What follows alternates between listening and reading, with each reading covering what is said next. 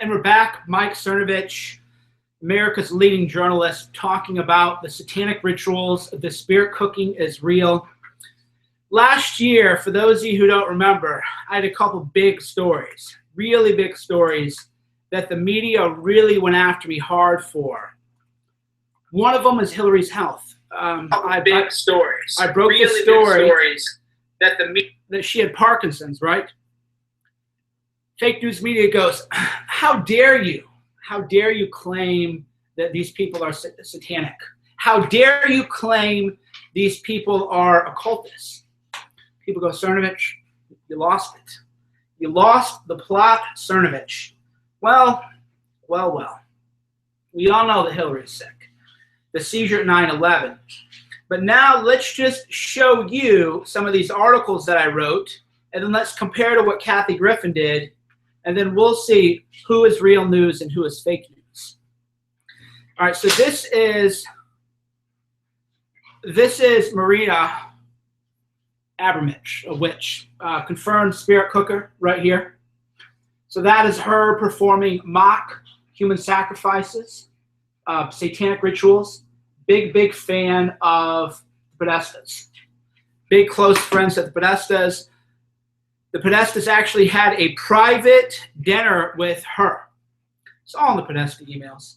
Fake news media, the fake news media, they go after me, and it's just all real, guys. I'm so far ahead of the curve. Hold on, we got flipped here. What's going on, guys? This is annoying. Technical difficulties. Hold on, guys. I'm trying to get this live here on. I don't know what the hell the problem is, guys. Technical difficulties. Spirit cookers. Maybe they're practicing, ritual sacrifices on me right now. So anyway, they perform all of this ritual sacrifice, blood rituals, and as we know, Anderson Cooper and Kathy Griffin are co-hosts, as are Don Lemon, for New Year's Eve. So this means, as we know the rules are that whenever somebody does something, everybody is responsible for it, right? Those are the rules. The rules are collective guilt. So if Anderson Cooper hosts an event with Kathy Griffin on New Year's Eve, then anything she does is directly attributable to him. I don't make these rules. These are the rules that the media has created for everybody to follow, right? That's just the way it is, guys. So I don't want to hear anybody say you're being unfair to Anderson Cooper. Oh, contraire. Anything that somebody that you co-hosted an event with ever does, if you're a conservative or a right-winger, hey, man, it's your fault. So here's Anderson Cooper performing blood rituals. Go to my YouTube. Blood rituals with Kathy Griffin. Mock satanic sacrifices, death threats against the president. So has Anderson Cooper disavowed the satanic blood ritual? Has Anderson Cooper disavowed the satanic blood ritual? Has Don Lemon disavowed the satanic blood ritual? If they have not, then this means that they support it. If they have not disavowed the satanic blood ritual that Kathy Griffin performed, then this means Don Lemon and Anderson Cooper are satanic blood ritual mock. It is the rules. The rules, because God help it if this were a Trump supporter, and this is the difference between me and basic bitch conservatives. Do you want to know the difference, the value prop? Why do you come to Cernovich Media? What is the value prop of Cernovich Media? Here's what the basic bitch conservatives are saying. Imagine if conservatives did this. Imagine if they did this about Obama. Imagine, oh my God, imagine. Oh, but we're not going to call advertisers because we don't do that, because we're conservatives. Conservatives don't do advertising boycotts. We just go, imagine if we did that, we'd be in so much trouble by the liberals. Imagine. Oh, how dare you call advertisers? No, we're conservatives. Conservatives do not contact advertisers. We rise above the fray. We take the high ground. the high principle. How dare you contact advertisers? No, it's not what you do. Fuck you, basic bitch ass conservatives. That's the difference between the new right and the old right, the basic bitches. By the way, bitch is gender neutral. That is not misogynistic language. Basic bitch applies to men and women equally. Sometimes they say basic bros. So how dare you call me misogynist for saying basic bitch? So, ooh, I'm looking kind of good. Looking kind of good here in this jacket. Wow. I don't know if it's the lighting. I don't know if it's the lighting, my hair. Maybe because I just got back from the gym. I'm looking pretty good though. I'm not gonna lie here. If this is the face of new right-wing media right here, I think we're in a good position. If this is the face of right-wing media right here, and this is the face of right-wing media right here, I think we're in good shape. So anyway, what are we doing? Oh, we're contacting advertisers. Every advertiser on Twitter must be alerted that they are supporting blood rituals, satanic sacrifices, that they support death threats against the president. Young and Free Press has already provided a lovely little list here, so I will retweet this to the top of my timeline. So if you go to the Twitter timeline, you will see we have a list of all of their advertisers. So we're going to do to them what they did to Sean Hannity. You remember what they did to Sean Hannity? You remember what they did to Breitbart? That's what they do. That's what the left does. They go after the advertisers, but then the basic bitch conservatives go, well, we don't go after advertisers. We're principled.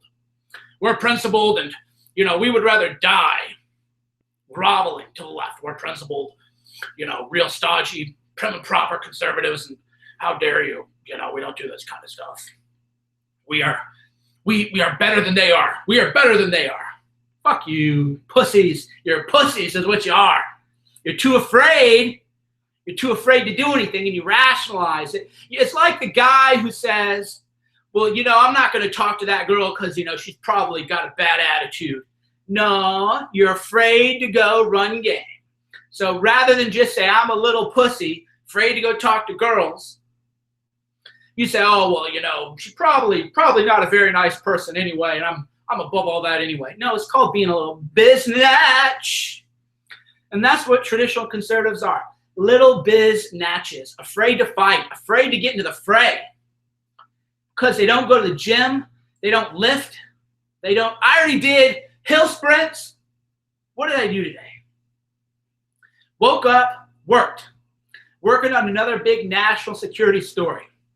Took my dog, did hill sprints, did my boxing workout, did a Periscope before the boxing workout, did the Periscope, shit, I'm on my third video of the day.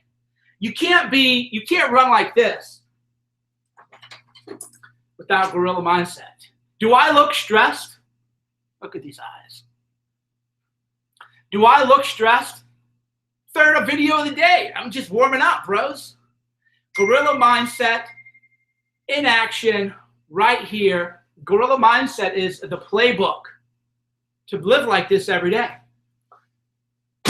I also got a checkup with the doctor. Got a physical checkup with the doctor.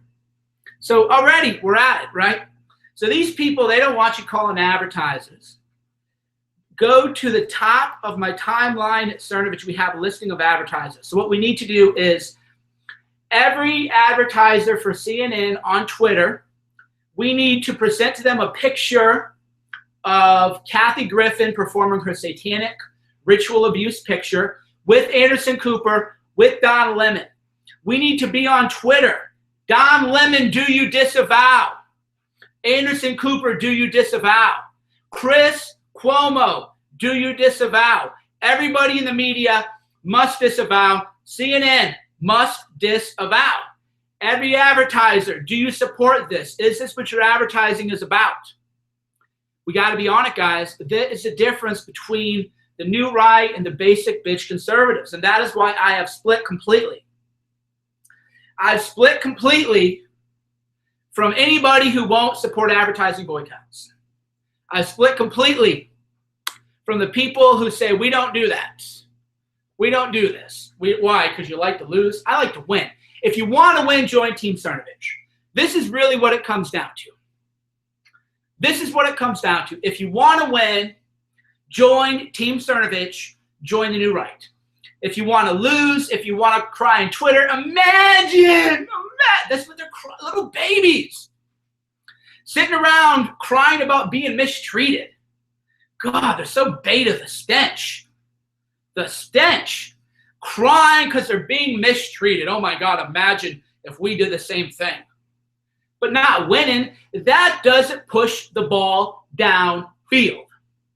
Hypocrisy is done only to lay cover fire so that you can push it down the field. That is the only reason you do hypocrisy. That is the only way you do hypocrisy, is to just give yourself a way to stall. Hypocrisy is how you stall. So if they go, hey, Cernovich, you did this, then I'll go, bum, bum, bum, bum, bum, bum, bum, bum, and I'll name 10 things liberals did that's worse than me. And that doesn't actually change minds. That's just like cover fire, right? That's just cover fire. It's like, oh, okay, they kind of got me on this one. Shit, what am I going to do? Bill Clinton's a rapist. Bill Clinton's a rapist, and how dare you not call this out? Well, that doesn't make people not like Bill Clinton. That just gets people off my ass. So it's pointing out hypocrisy is a defensive maneuver. So you point out hypocrisy only when you're under attack, and that's how you lay down cover fire. Like, oh shit, they got me. I'm going to lay down cover fire. And then you move forward with actually, boom, real attacks. So all of this, hypocrisy, that doesn't move hearts and minds. What are we going to do? We're going to call advertisers. I want to see everybody on Twitter. What is our hashtag going to be? What should our hashtag be for this? What is the we want to mention how CNN and Anderson Cooper are satanic ritual abusers, and we want to know. I mean, here's what I would like to know. Here's what I'd like to know. If Kathy Griffin is performing satanic ritual abuse in public, what is she and Anderson Cooper doing when the lights are off? I believe that is a fair question to ask. If Kathy Griffin has no compunction with saying, look, I performed a ritualistic satanic blood sacrifice in public, then when she's with Anderson Cooper, who knows what they're doing, right? That's the real question. The real question is, what is going on when the lights are out? What are they doing when nobody's looking? What kind of sick shit are they doing? Maybe that's why they want to shut down the pedophile investigation. Anthony Weiner got caught pedophiles. Anthony Weiner got caught child pornography. That Robbie Mook, a good friend of Robbie Mook, a good friend, he's been on CNN many times. What was that guy's name? Schwartz? Who is that good friend of Robbie Mook, Hillary Clinton's campaign manager, who just got arrested for having pictures of six-month-old babies being raped? Who is that? I forget. Jacob Schwartz. So Jacob Schwartz, who has been a guest on CNN, had images of a 6-month-old baby being raped, because that's what he's into. That's what CNN people are into. So you can go on CNN. If you have pictures of a 6-month-old baby being raped, you can go on CNN like Jacob Schwartz did. But they'll do everything to no platform me, everybody to no platform anybody with the brain on the new right. So I'm not allowed on CNN. But if you're a Democrat and you have pornography of a 6-month-old being raped, hey man, come on anytime if you're going to bash Trump. So we now have Anthony Weiner, child pornography. We now have Jacob Schwartz, a CNN guest, multiple times. He went on Chris Cuomo's show multiple times. CNN guest of a 6-month-old being raped. And we now have ritual satanic sacrifice images now of Kathy Griffin. So you tell me, is CNN the network of pedophiles? Right? Maybe that is why they want to shut me down so much. Maybe that is why they attack me. You ever think about that?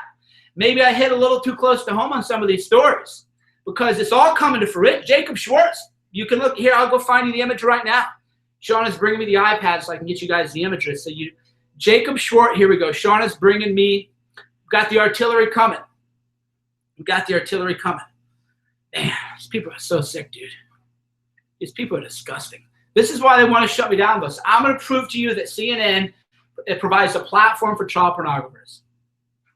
I hear Shauna coming up. If you're on YouTube, hit the like button, hit the subscribe button. Because this is why you now see why they want to shut me down. Why do they work so hard to shut me down? Why do they call my spirit cooking story fake news? Clearly it's not. Thanks, Lava. We need, audio visual. Once I have a real producer, then we won't be needing you to come in. Would you grab me a, do I have any more of those things left? The fake soda drinks? The San Pellegrino? Yeah, not the Pellegrino, not the full sugar one, the ones that 15 calories. Oh, the ice? Sparkling ice? Yeah, whatever. The ones I get from Costco. I have some in the garage. I don't know did we put them on the fridge? They're still in the garage. I drink those? Well, I don't care. Warm is fine. You like warm? Yeah. Grapefruit. All right, so let's show you Jacob Schwartz. For those of you questioning me, here is Jacob Schwartz right there. See this guy here on the left? That is Jacob Schwartz on CNN. True story. So Jacob Schwartz, here I'll show you the YouTuber. That's Jacob Schwartz over there, the white guy over there on the left. And between him is Brooke. She is a CNN anchor. Good friends. So Jacob Schwartz was in jail, arrested for having pornography of a 6-month-old. Google it. Jacob Schwartz. We already have shills coming in supporting the pedophiles. We already have the shills. Here he is. Jacob Schwartz, child pornographer. Welcome on CNN. There he is, guys. Do the research. Fact check me in real time. Now you see I'm the only one blowing the whistle on these pedophiles in the media. Pedophile right there. 6-month-old child getting raped. CNN. Google it. Jacob Schwartz, CNN. CNN never disavowed this. They never disavowed this, right? 6-month-old kid getting raped. You can go on CNN. Robbie Mook and Jacob Schwartz. Let's just do this all. Robbie Mook, Hillary Clinton's campaign manager. Jacob Schwartz. Robbie Mook, Jacob Schwartz, right there. There's Jacob Schwartz with Hillary Clinton's campaign manager, Robbie Mook. And there you go. 6-month-old child pornography right there. You can go on CNN, right? They'll have you all day. Satanic blood ritual. Oh, good friends. They're all buddies. Anderson Cooper, Kathy Griffin, good friends. Anderson Cooper, oh, we're good friends, good buddies. Satanic blood ritual. Hey, no big deal. No big deal. Satanic blood ritual, good friends. Satanic blood ritual, good friends. So CNN is now allowing child pornographers onto their shows. This is sponsored YouTube. Sponsored, brought to you by Sparkling Eyes. Yeah, by the way. Ooh, go bring me the pills, my new supplements. Okay, by the way, so if you are a pedophile like Jacob Schwartz, CNN will let you on. And if you perform satanic blood rituals like Kathy Griffin, no problem. You can be on there all day, man. They got no problem with the pedophilia. They do. They have a problem with me. That's why they censor me and shut me down, because I'm the only one right now talking about this. Could you imagine National Review? Could you imagine National Review or Weekly Standard ever hitting the fake? No, because they want invited on. They want, and Jonah Goldberg and Bill Kristol and all these people want invited on to these networks. I want to be my own network. If you want to support honest journalism, what is that? Hey. Oh, okay. If you want to support honest journalism, patreon.com/Mike Cernovich. If you want real news, if you want to support people who actually stand up against the pedophiles and media and stand up against the Satanism and the spirit cookers and all these vile people, I mean, go ahead and defend this. Go ahead and defend this. Go ahead. Now, flashback, of course, spirit cooker, satanic rituals, it's all there. That is why they work hard to shut me down. Because I'm the only one who's going to be like, you know what, you're pedophiles. You're disgusting people. I don't care if you don't let me on your shows. Don't let me on your shows. I would rather tell the truth than sell my soul like the National Review has. And the National Review, I think they're in on all this stuff too, to be quite honest. You know, look at them guys.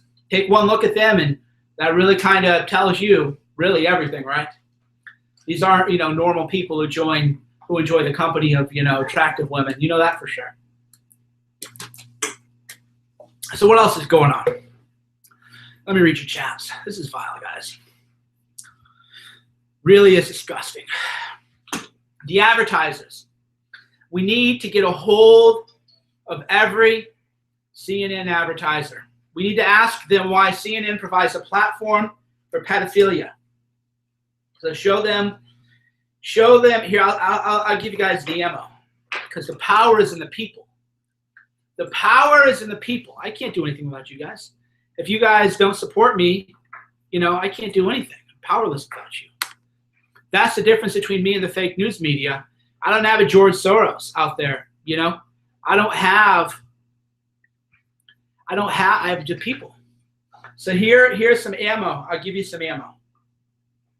So Jacob Schwartz is a pedophile. Ask advertisers, why do you support giving a platform to pedophilia? Why did CNN allow pedophile Jacob Schwartz to come on his show? So you look at these, who is we, voices in your head. You see already the pedophiles are here. The pedophiles are all trolling me. There's so many pedophiles, but I don't care because they boost my page views. The pedophile network right now are invading me, trolling me, trying to attack me because they're pedophiles and they know they're next. They know they're all in on it. Everybody who hates on me is a pedophile. There's not a normal, healthy person in the world who has a problem with me or what I do. There is not one psychologically healthy, normal, functioning person who has any problem with what I do. They're all, only people who go after me are the pedophiles because we're going after their networks. So maybe ask, maybe ask Amanda. I don't know what her last name is. What is this lady? Amanda something. Or is it Brooke?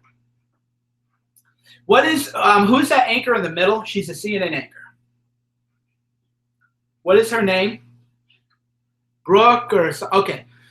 So you need to ask her on Twitter, why is she associating with pedophiles and child pornographers? Jacob Schwartz. So I don't know who her name. I know she's a CNN person though. So we need everybody to ask her, Brooke Baldwin, is that it? We need everybody to ask her, hey Brooke, why are you openly associating with pedophiles and child pornographers? We need to ask her that. We need to ask Chris Cuomo, who had this guy on the show, Chris Cuomo, why are you providing a platform to pedophiles and pedophilia? So we need to ask Chris Cuomo why he hosted a pedophile on his show, a child pornographer pedophile. And then we need to ask him, does he disavow this? And does he regret having a pedophile on his show? I guess that would be my question to Chris Cuomo and Brooke Baldwin or whatever her name is. Do you guys regret having a pedophile on your show?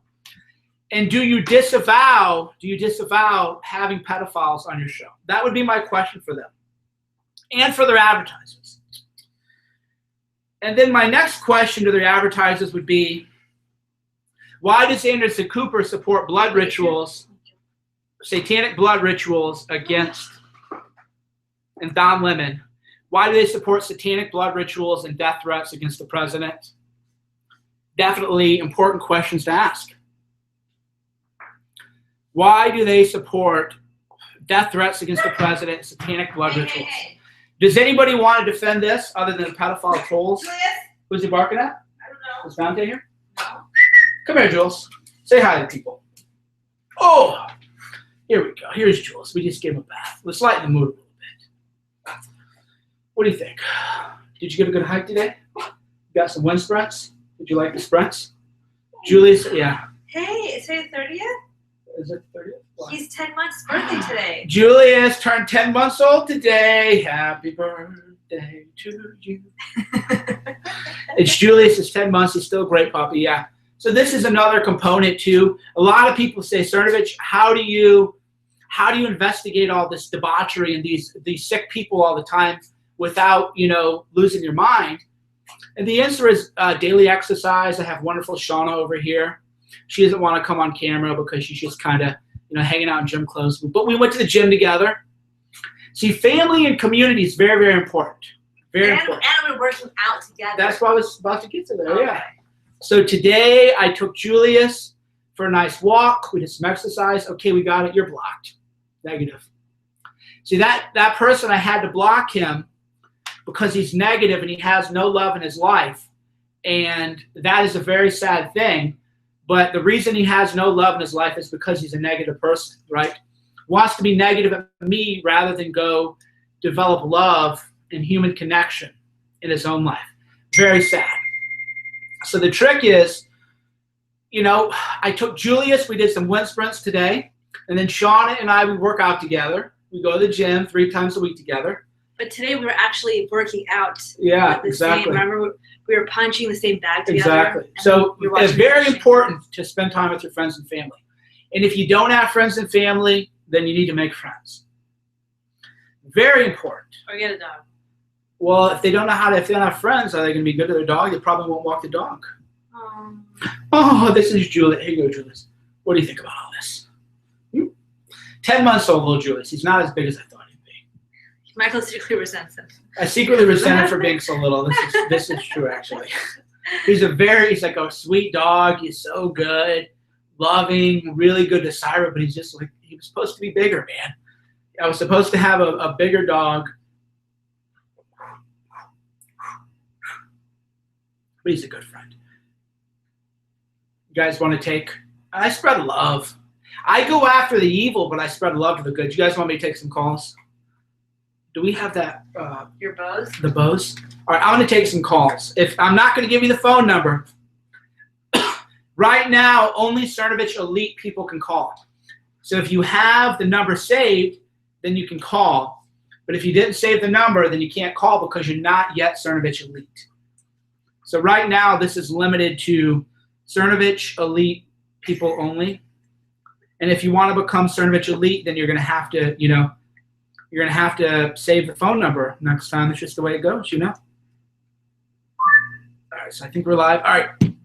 Oh, Shauna wanted you guys to see these. Gorilla Mind. We got them. They're finally in. Finally, a year behind schedule, but I wanted to only make the best. Gorilla Mind Rush. This was supposed to be out a year ago, but we kept reformulating it.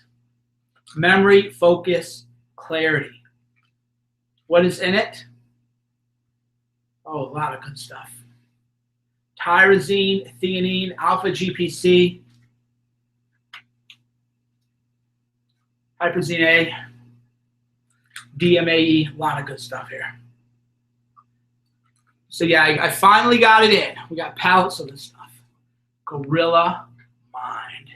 This is the rush formula. And then we're going to do a smooth formula without the caffeine. All right, so we got a bunch of people on the line on hold. Let me go ahead and take some calls here in a minute. We're just see what people see what's on the minds of the people. Yeah, we got a caller from New Jersey. How you doing? Hey, what's going on, Mike? Just investigating the deviance in the media, man. Another day. I hear that, man. Incredible work as always. So I got pretty much. I wanted to talk to you and ask you about. Have you ever did any investigation on Robert David Steele or any of his work?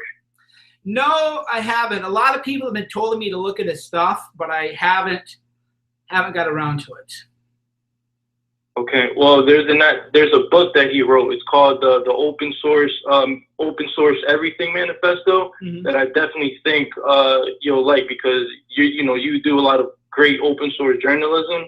So I think there's a lot of parallels between what his work and what you have planned. He's actually been on Alex Jones' show about 5 or 6 times. So yeah, no, I just wanted to ask you about that. No, I haven't, but I'll definitely check that out. Yeah, we do a lot of, it would be impossible for one man to do everything. So we do a lot of what would you call open source journalism. It's an open source insurgency is what it's called. That's why we're so powerful. We're everywhere. We have people. I mean, think about it. The Portland, the fake news media claimed that Portland killer was a Trump supporter. We actually had a guy who witnessed him, called us up. The first call was actually, no, he's a psyop. It was a false flag. Well, it didn't really happen, but he was framing Trump supporters. So we actually had a guy call in, and we were able to get ahead of that story right away and expose the fake news media for what it is, which is fake. The guy was actually a Bernie person. But the truth is he was mentally ill, so I don't blame the Bernie people either. I don't blame the Bernie people for what this guy did in Portland. The point is, though, we had, right when that was breaking news, we had a call, and the guy goes, no, actually, here's the whole thing. That is how powerful a network is. Thank you for the call, my friend. You got it, bud. Dallas, Texas, how you doing? Hi, Mike. About Kathy Griffin, you know, one of the other avenues we can hit too are her book publisher, Macmillan. Oh, that's a great idea. That's another one to target. You have Ticketmaster, who's providing the majority of all the ticket sales for her venues. You have like Center for the Arts that's providing others, Sunset, like all the other places that are great, yeah. where she's going to be, where she's on tour. And I mean, why not hit them all? I love it, my friend. I love it. So, who was her publisher? Macmillan? Yeah, Macmillan. Okay, gotcha. Well, yeah, great idea. Again, the Donald is working on it too. You know, there's a lot of people working on this. And yeah, we're just going to ambush all the advertisers. And I call it military tactics.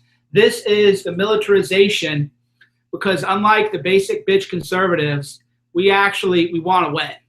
We don't sit around complaining. We don't sit around complaining about the double standard. Oh, the double standard. No. We're going to go attack. That's the difference, and that is why we're so effective.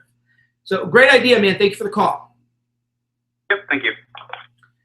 That's the difference between us and between them. We do not cry all day about double standards, because that doesn't move. It doesn't actually win. We're here to win. We're here to win.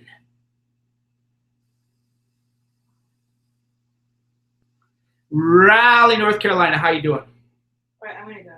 Doing well here. Just wanted to say great job what you're doing. Thank you. Why'd you change the poster behind you? I liked it.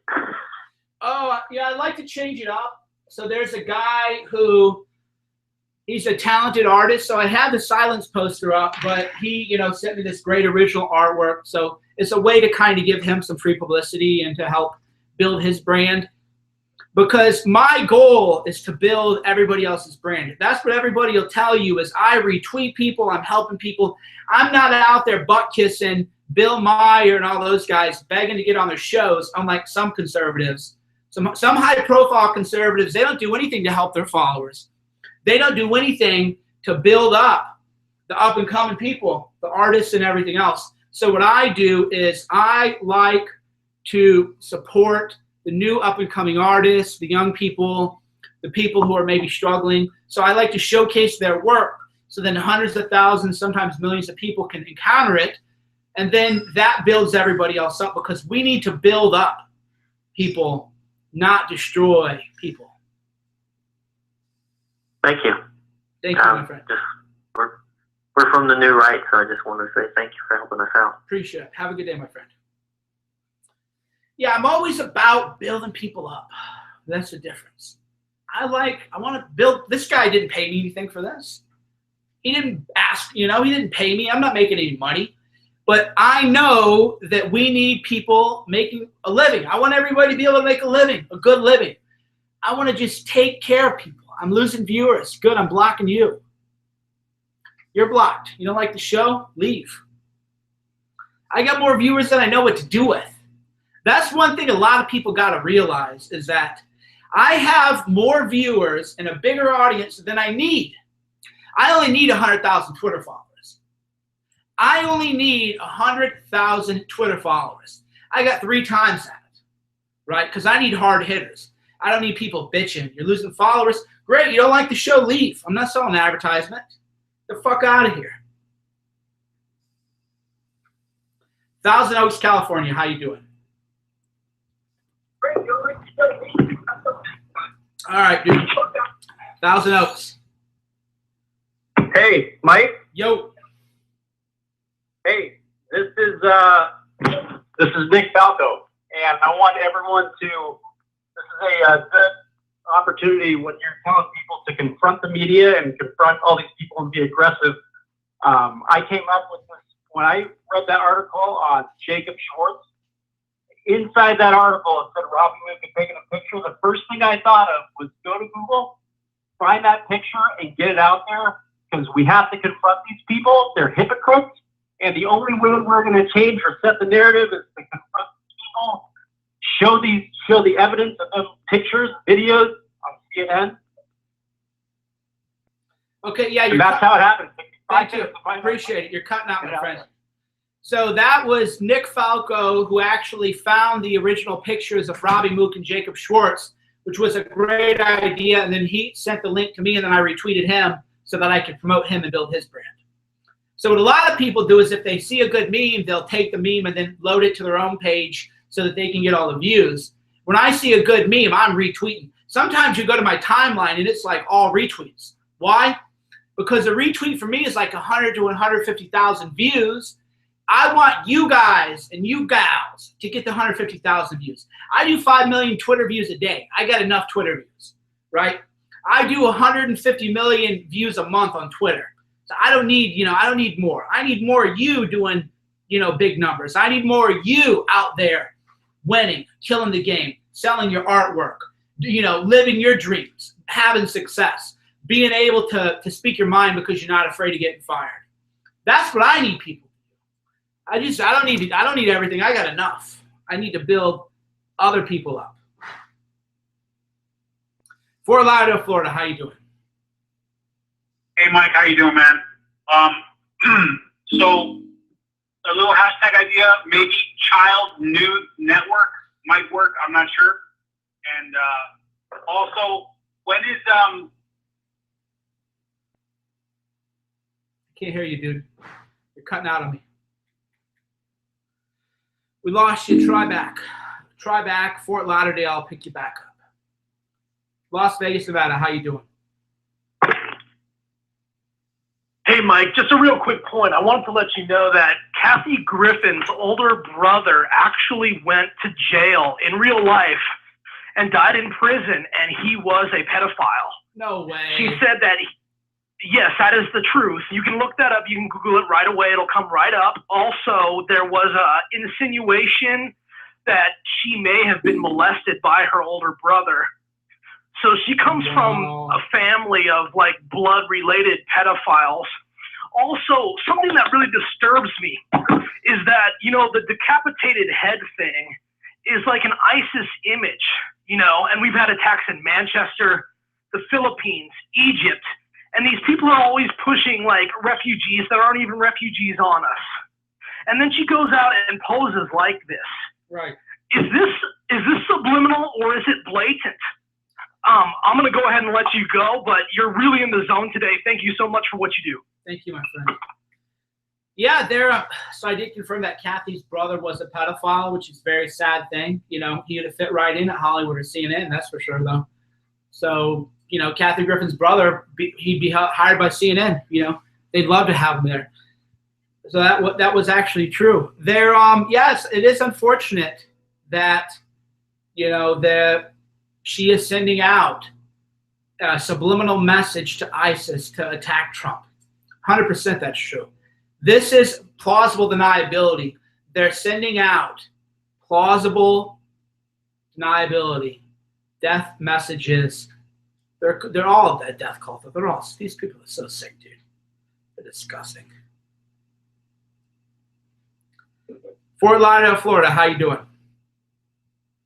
Hey, Mike, can you hear me now? A little bit. Okay, sorry about that. All right, just a quick thing. When are the supplements coming out? I don't know. I'm getting it independent lab tested to make sure that it's compliant with basically the label claim is true. So yeah, I'm definitely, yeah, I'm waiting. I'm not going to sell anything to people that I can't like put my name on, and I won't put my name on anything that hasn't been independently third-party tested, and that takes about a month. So I want to make sure everything that I say is in it, and that nothing that shouldn't be in there isn't in it. So I'm just gonna, wait until all the lab results are done, and then if assuming that it's good, then I'll. And are you selling this direct or like through InfoWars or some kind of like affiliate thing? No, I've been in a friend of mine has a distribution company, so I'm going into the company with him. Awesome. I'm looking forward to it. And maybe for a hashtag thing, I guess I got cut off. Like a child news network. I don't know if that'll work or not. Yeah, that's good. It's a little bit too long, but I like it. It's a good. Okay. Because they have not disavowed the Jacob Schwartz pedophile, which I think is a real problem. Yeah. And so they haven't disavowed the pedophile, and they haven't disavowed Kathy Griffin yet. So they're just deviant. Satanic Network, really. It's Satanic News Network is what it is, but the hashtag's too long. Basically, if you're a pedophile, a child pornographer, a Satanist, then hey man, CNN will give you all the time in the world. But God help you if you support Trump. You'll never get on there. Dude, you know what? Between listening to you and Scott Adams and H.A. Goodman and everyone, it's like my whole day is just, I can't, it's so sick how it's like the veil is being uncovered on this freaking government. I can't, like Trump is literally by himself. To me, it feels that way, fighting for everyone by himself, both sides, Well, we the people are, yeah. I mean, we the people are fighting. That's for sure. Yeah. Man. Well, I mean, we the people are fighting hard. The new media is fighting hard, and now you see what we're up against. We're up against true evil. We're up against the pedophiles, child molesters, Jacob Schwartz, pedophile. Welcome on CNN. Everything. Kathy Griffin, satanic terrorist connections. Hey man, all day. CNN will have you all day. But if you support Trump, if you support our president, forget about it. You're, that's what's evil. Dude, Mike, thank you so much and for everything. Really, thank you. Bye. Have a good day, my friend. Yeah, I mean, that really is what we're up against, is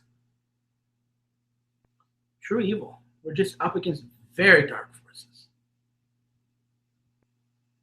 Sacramento, California, how you doing? I'm doing great, Mike. How you doing today? Thank you, dude. Living the dream.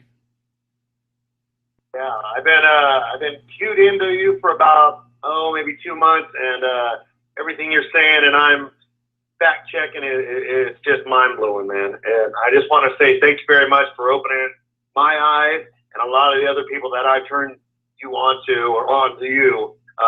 So just keep doing what you're doing, man. There's a lot of people with your support. Thank you. Yeah. How did you hear about me, by the way? Because a lot of new people are like finding me every day. I can't even keep track anymore, and I don't do any advertising. Well, I just came across it through another buddy of mine. He's like, dude, you got to check this guy out, man. He's fully, and he's not my point of view. He didn't vote for Trump. I did.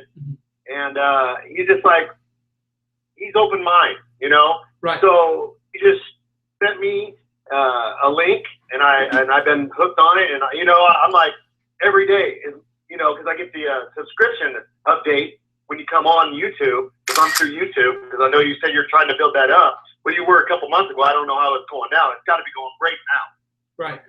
But, yeah, man, just keep going, man. God bless you and your family, and keep speaking the truth, bro. Thanks. Thank you. Yeah, I'm glad, a lot of people who, that's the thing is a lot of people, thank you for your call, my friend. A lot of people who aren't even Trump supporters are finding my stuff now. And that is because people are realizing, I mean, think about it. If you're a good person, you're opposed to Satanism. If you're a good person, you're opposed to pedophilia. So even people who weren't for Trump, they know that when Jacob Schwartz is a pedophile and child molester and child pornographer, when he's allowed on CNN and they won't disavow him, people know, like, whoa, that's a real problem. That is a real problem that CNN will not stand up against pedophiles, that they just pretend it never happened.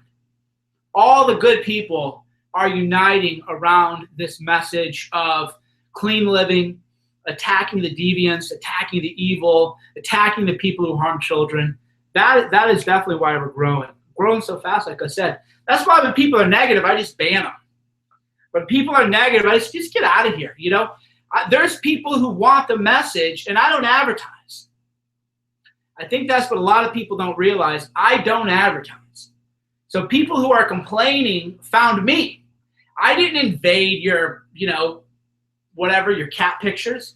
You weren't reading cat pictures one day on Facebook and then you saw my image and you clicked on it. I've never invaded your cat picture hobby. I've never advertised on any kind of pornography website or anywhere.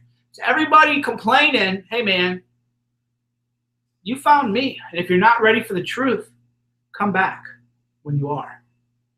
Tom, how you doing? Hey, I'm doing good, man. I have a real quick one for you. Would you be interested, like if in the next hour I can get you 2 videos that I'm going to make using the following stuff? CNN logo, pictures of Anderson Cooper and Kathy Griffin on their little party that they have every year on New Year's Eve. This footage of her with Trump's beheaded, bloody head. Beautiful. And overlaying it with all the advertisers' products. And using, I'm gonna make 2 flavors of this. So if anyone fucking copies this idea, I feel like you're seducing me. Everything you're saying is what I want to hear. Okay, so listen to this. I'm making 2 versions, and what I'm calling to ask you is which version you want first. I'm making one that's with extremely satanic heavy metal, and I'm making an ISIS beheading music version of it. So which one do you want first?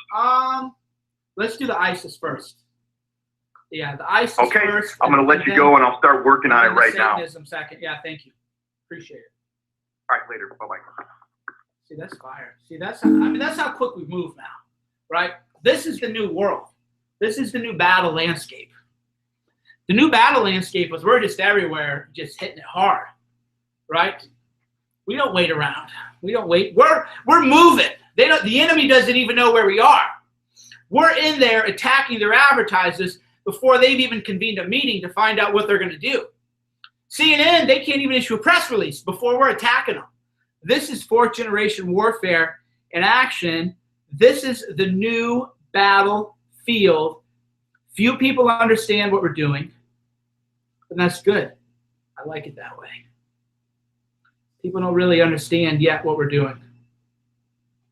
Hold on, we got a couple more calls, and then I'm going to give the number open. So we got 3 more calls: Red Bank, New Jersey, Cape Girardeau, Missouri, Houston, Texas, and then I'm going to give the phone number so that then other people have an opportunity to join Cernovich Elite, the elite people who actually have my number saved.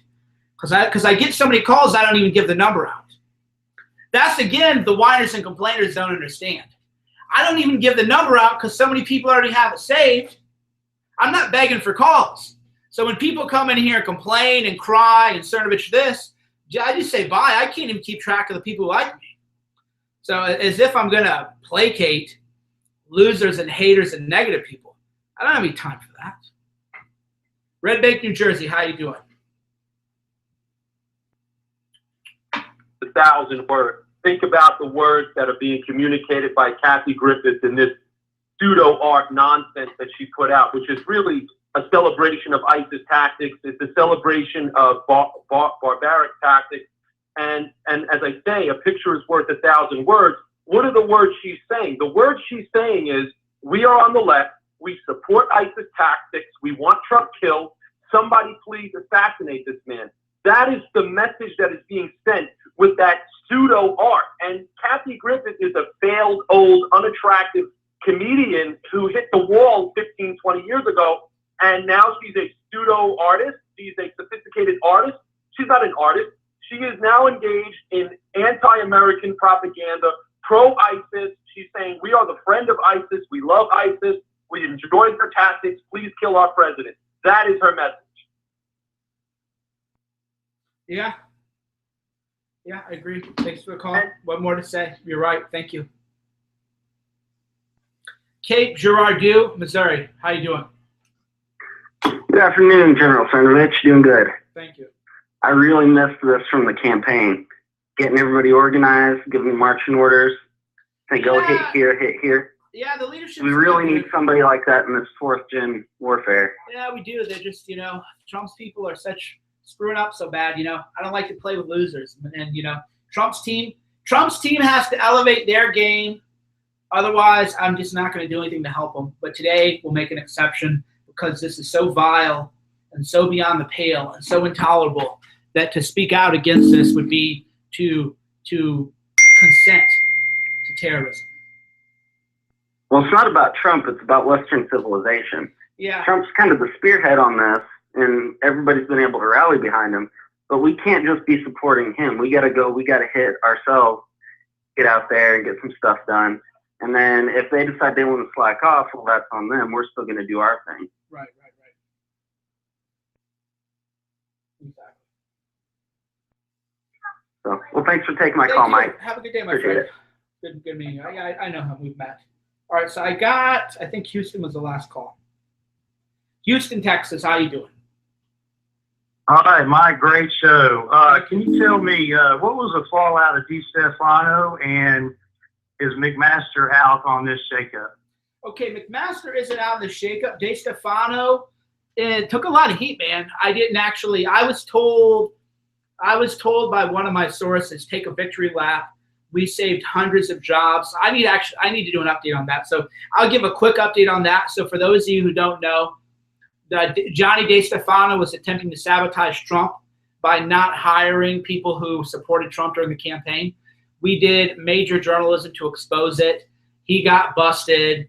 He might be on his way out, it seems, and a lot of heads are rolling thanks to us, the people. So yeah, good point. Thanks for the reminder. I'm going to talk about that in more detail soon. Have a good day. Thank you, my friend. All right. We're going live. I'm only going to give the number once.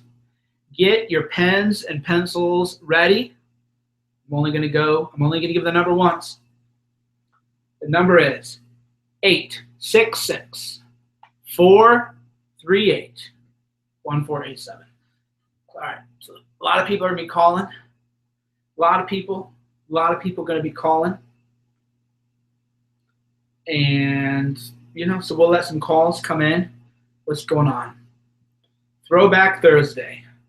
Mike Cernovich, 7 years ago. God, I was a pretty little boy. I was quite the pretty boy. I'm not quite the. I look all right now, but that was me. That was me 7 years ago. You know how Facebook will do the whole 7 years ago, refreshing your memory or whatever. So that was me in San Francisco 7 years ago. I definitely had a lot of fun. Let's just put it that way. I don't want to be vulgar. But let's just say I had my fun.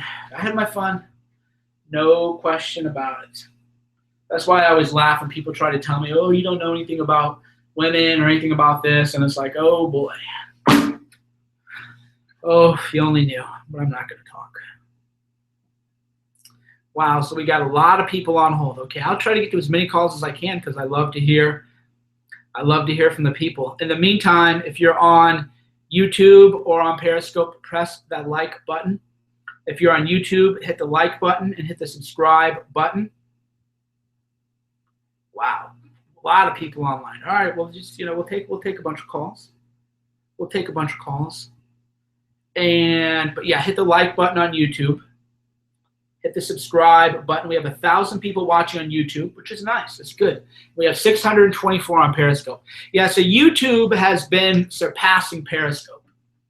So we're now getting more live viewers during our YouTube live stream than we are during the Periscopes, which is good because the video quality is better. Video quality is better on YouTube. So if you're watching on YouTube, like and subscribe. If you're watching on Periscope too, hit the like button. YouTube also has Super Chat enabled. So if you want me to see your chat, you can hit the super chat, and then I can read your question. Have I been getting? I should probably pay more attention to that.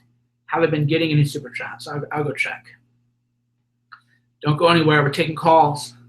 If you're watching, we're taking calls. But right now, I have a bunch of them in the pipeline, so I have to. Remember, guys, I don't have a whole production team. What you see is what you get. What you got is me and a computer here with the webcam, an iPhone here, a phone here, or another computer here, and then this is a speaker, an iPad. So yeah, you can hit the super chat button on YouTube or just like and subscribe. What else, man? No pressure. No pressure. All right, hold on. All right, we're taking calls now. Got a caller from Texas. How you doing? Can't hear you. Try one more time. Can you hear me now? Yep, gotcha. All right, cool. How you doing, Mike? Doing all right, man. How are you? Yeah, I'm pretty good, man. Speaking of like all this satanic crap that the elites are into, a while back I watched like an art house movie called The Neon Demon. Have you seen it? No, I haven't. Watch it. I watched it and it blew my mind because like I don't know, I felt like it was a personal like peer into like the elite's world. It's crazy. It deals with pedophilia, cannibalism, like the theft of power from the young. Like it's crazy. But yeah, I suggest watching that because I think it really says a lot on like the mental state of these people. Okay, what was it called? The Neon Demon. The Neon Demon. All right, well, check that out. Thank you, my friend. Have a good day. No problem. You too. West Newton, Indiana. How you doing? I'm doing good. I'm just wondering, do you think anyone's even going to care about this? When are they even going to care until there's enough satanic photos that they're going to even do something about it, or that it's going to be even a big deal? They just keep claiming the art defense. You know what I mean? It's artistic. Well, I mean, they cared enough. They cared enough that Hillary Clinton sent the entire Washington Post team to attack me because I wrote about the spirit cooking. Right? They care. Now, will they admit that they care and will they disavow and everything? I don't know, but we'll see. But here's what people got to realize. Every time a pedophile's on CNN, every time the Satan worshipers and spirit cookers get caught, then we win. To attack me because I wrote about spirit cooking. We win. Every time. Because they have, I'm more trusted than CNN. Right? So if they don't want to call this out, if they want to pretend that this is not happening, then I'll continue to call it out and their reputation will continue to decline. So let them try to ignore it. Let them try to ignore the pedophiles at their network, the Satanists and the spirit cooking, the blood rituals and the animal sacrifices and the abuse to children. Let them all ignore it. Right? Because every time they ignore it, people go, well, wait a minute. Wait a minute. If Trump is responsible for everything anybody who's ever said hi to the guy is doing, then why aren't you guys responsible for this other stuff too, right? So every time they try to ignore it, it is a blow to their credibility. So it's win-win for us. Look, this is ultimately what Kathy Griffin, strategically, I'm just talking strategy. Strategy-wise, what Kathy Griffin did today was a great thing for us. And I'll tell you why. Kathy Griffin, strategy-wise, what she did today for us was a great thing. And I'll tell you why.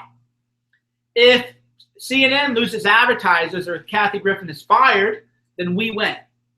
If CNN tries to pretend that this doesn't happen and they cover this up, then we win. We win because then they're fake news. We win because we got a scalp. So if we can get Kathy Griffin fired from CNN, that is a big victory for us. It's a very great thing. If we can't get CNN to fire her, then we have now exposed them as fake news, and that is now a win for us and our credibility. So what Kathy Griffin did today, I wish that she hadn't done, but from my perspective as a general in the culture war, if you're saying to me, General Cernovich, Congressman Cernovich, what happened today, was that good, bad for us? I'll say, are you kidding me? This is a gift from the heavens. This is the type of catastrophic blunder that you pray for. You would think, my God, I can't believe she did this. If I were trying to discredit the left and discredit CNN, I would pay people to do this. That is how great this is. So what Kathy Griffin did for us today was a very beautiful thing. And even though she did it with malice in her heart, I am certainly, this is manna from heaven. And I'm grateful to the gods of war for giving us Kathy Griffin. Thank you for the call. I mean, this is incredible. Thank you, Kathy. Thank you, Kathy, for showing people what you're really all about. Thank you, Kathy, for giving us ammunition to go after the left with. Thank you, Kathy, for giving us a gift to attack CNN with. Are you kidding me? This is, you pray, wow, what an amazing opportunity. What an amazing opportunity we have now because of these deviants. Austin, Texas, how you doing? Hi, this is Standing Up for Trump, and I sure do thank you for everything you're doing. I'm one of your loyal fans, and I am in your army forever, and keep on doing what you're doing. I just want to remind people when they do tweet this stuff, be sure and try to tweet to the individual CNN host and journalist. Don't just go at CNN, do individual ones if you can, because then they feel the heat. And that's it. I thank you, dude. I appreciate you. Appreciate you. I mean, what you gave was just great advice. Rather than just tag at CNN, because then some dumb social media intern's the only person to see it. You have to tag Don Lemon, Anderson Cooper, that Brooke chick, Brian Stelter, Jake Tapeworm, Fake Tapper. You want to tag everybody individually, because if you just tag at CNN, then that's just some intern has to deal with that. Make the real talent feel the burn. Leave the interns alone. Some intern making, $12 an hour has to read all that. Don't do that to them. Think of think of them. Be like, namaste. We don't want to bring heat on the interns. We want Don Lemon to pick up his iPad and be like, oh my God, people are accusing me of being a blood ritual sacrifice. Eric Braverman and David Brown. That's the whole thing. We want Don Lemon and Anderson Cooper and Fake Taper to pick up their iPads and like, holy, people think I'm a satanic blood worshiper who abuses children and spirit cooking. This is terrible. We better disavow Kathy Griffin, right? Otherwise, they're going to go down with her. So they're going to disavow her and throw that rat off the ship, or they're going to go down the ship with her like the rats that they are. See, this is real strategy. Why is it, so few people understand strategy? Right? Really, this is so basic. Go after them individually. Personalize the attack. Tulsa, Oklahoma, how you doing? How you doing, Mike? What brings you out here today? Hello? Yeah, we hear you. Oh, well, yeah, okay, cool. I happened to cross you. I saw you on Alex's show, and I think you're doing great work. I came across something on the internet that's very interesting. I hope it's true. It said in 1996, James Comey acted as a deputy special counsel for the Senate committee investigating the Whitewater scandal, and says that he recommended not to prosecuting Hillary back then for lack of intent. And I hope that's true, because if that's true, my gosh, this whole thing was a farce. This past investigation was a total farce, Yeah, James Comey headed that up. Yeah, no, James Comey has covered up for Hillary Clinton for like 20 years.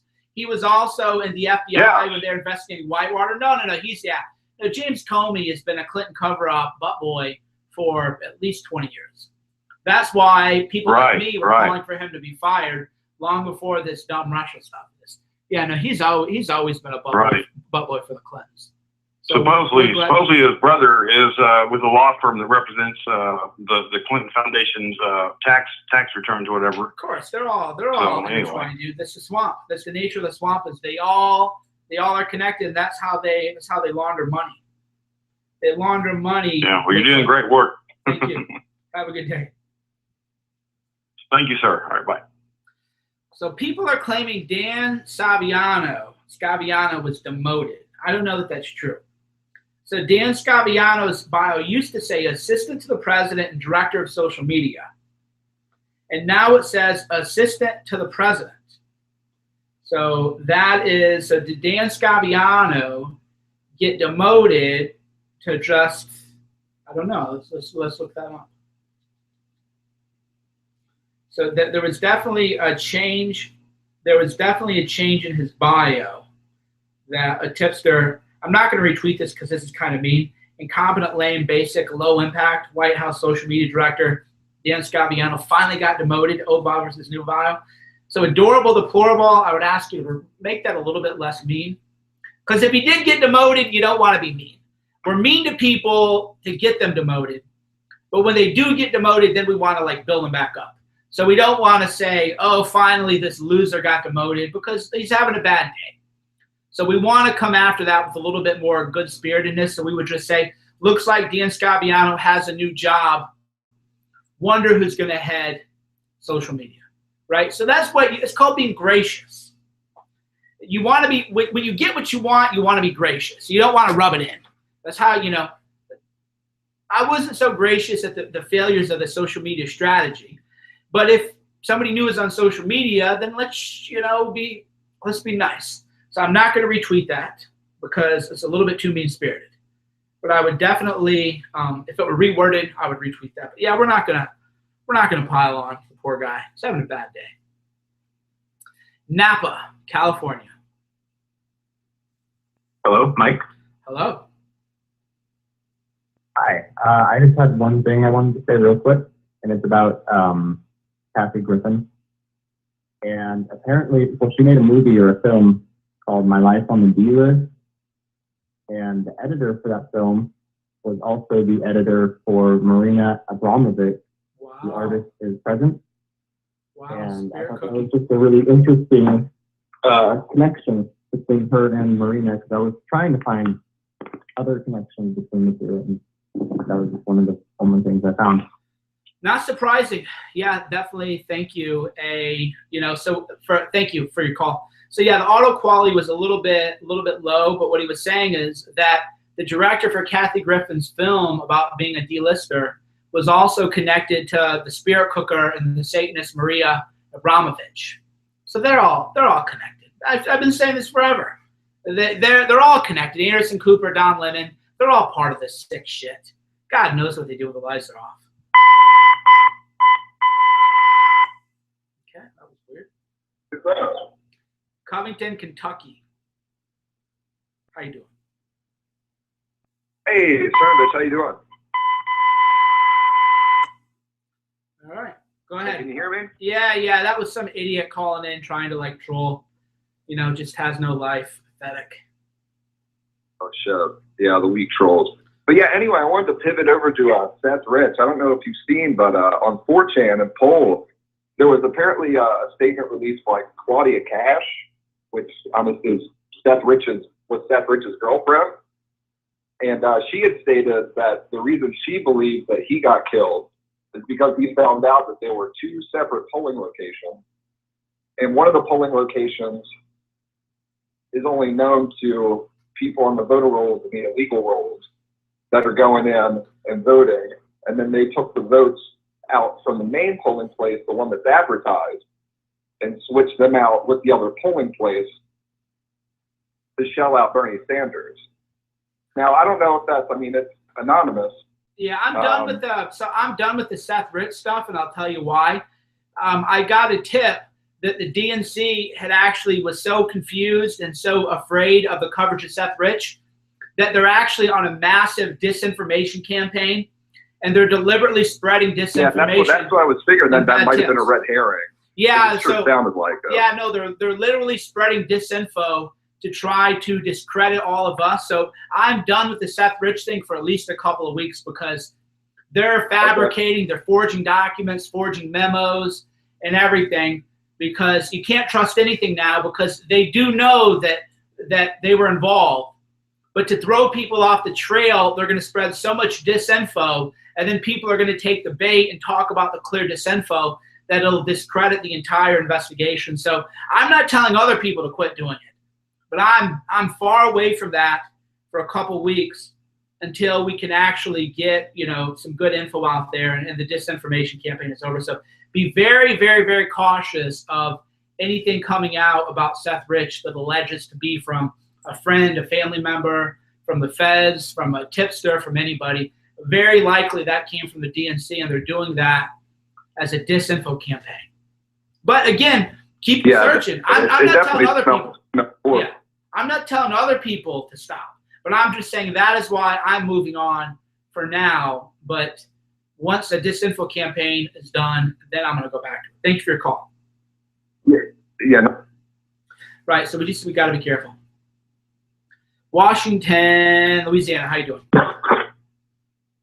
Hello, Mike. Hey. Hi. I'm glad that you just mentioned that you were taking a break from the Seth Rich story, because I noticed that you had gotten kind of quiet on it for a little while. I want to say a few weeks ago, or maybe a month ago, you sent out a tweet about the Laura Silsby, I don't know her new last name, but you sent out a tweet that you noticed that she had changed her name and she was now working for a different organization. Were you? Did you know that that was like a big story back in December when like the Pizzagate, Pedogate sort of thing broke? Well, and that's another great example is, so what happened when people were investigating pedophile networks? Disinformation was spread so far and wide that I had heard about the Laura Silsby story, but I deliberately ignored it because there was so much bad intel coming out that I had to wait until kind of the smoke cleared, and then I could go back in. So I know that I didn't break that story. I know that other people had it in December, but there was so much bad info being spread by psychologists and other people running PSYOPs that at the time I just said, okay, I can't even look into any of this stuff because there's so much fake info being spread. And then what I do is then I come back when things clear, and then I start getting the stuff that is actually true. That's why people can come to me for these truth stories, and they know that I'm not going to share the disinfo. Okay, yeah, that makes total sense. And when Paul Joseph Watson said that it was Pizzagate was debunked or something like that, it kind of shocked a lot of us, I think. Well, the whole thing, I mean, here was the whole issue with that. People like me never mentioned Comet, the pizza parlor, because I would never do that without visiting it in person. So then what happened? I was investigating pedophiles like Jacob Schwartz, right? So I had been investigating pedophiles in the media, New York, Hollywood, and DC. And then the people in the media didn't want me to go after Jacob Schwartz because they're all connected to him, they're all friends with him, and they wanted to protect him. So then they made it all about, oh, there's a basement and children in a basement, which is all bullshit. So it's all bullshit that there was an open market in a pizza parlor. That is complete and total bullshit. Now, are there a lot of pedophiles in DC? And do they have certain places where they go and hang out, and does that place kind of change? That is a completely different story.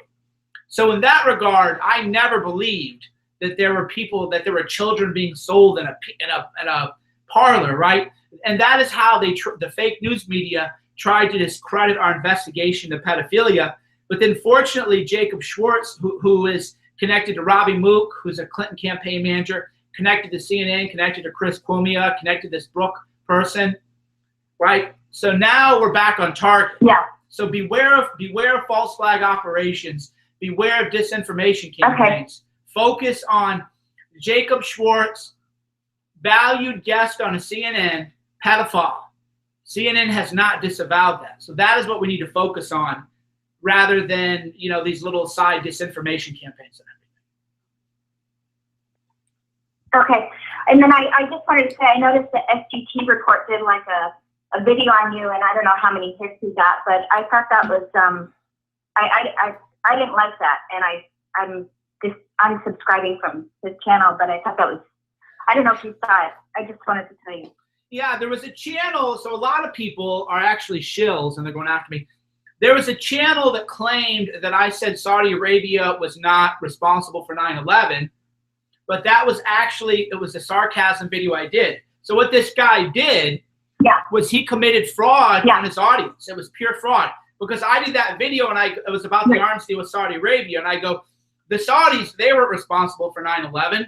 It was Syria and Russia, and it was clearly satire. So in an effort to discredit me, he spread fake news about me, and he never apologized. He ended up deleting the video because everybody goes, dude, this is fake news. Like, you're committing fabrication. Cernovich was being sarcastic. That was satire. And he deleted the video, but he never issued an apology for me.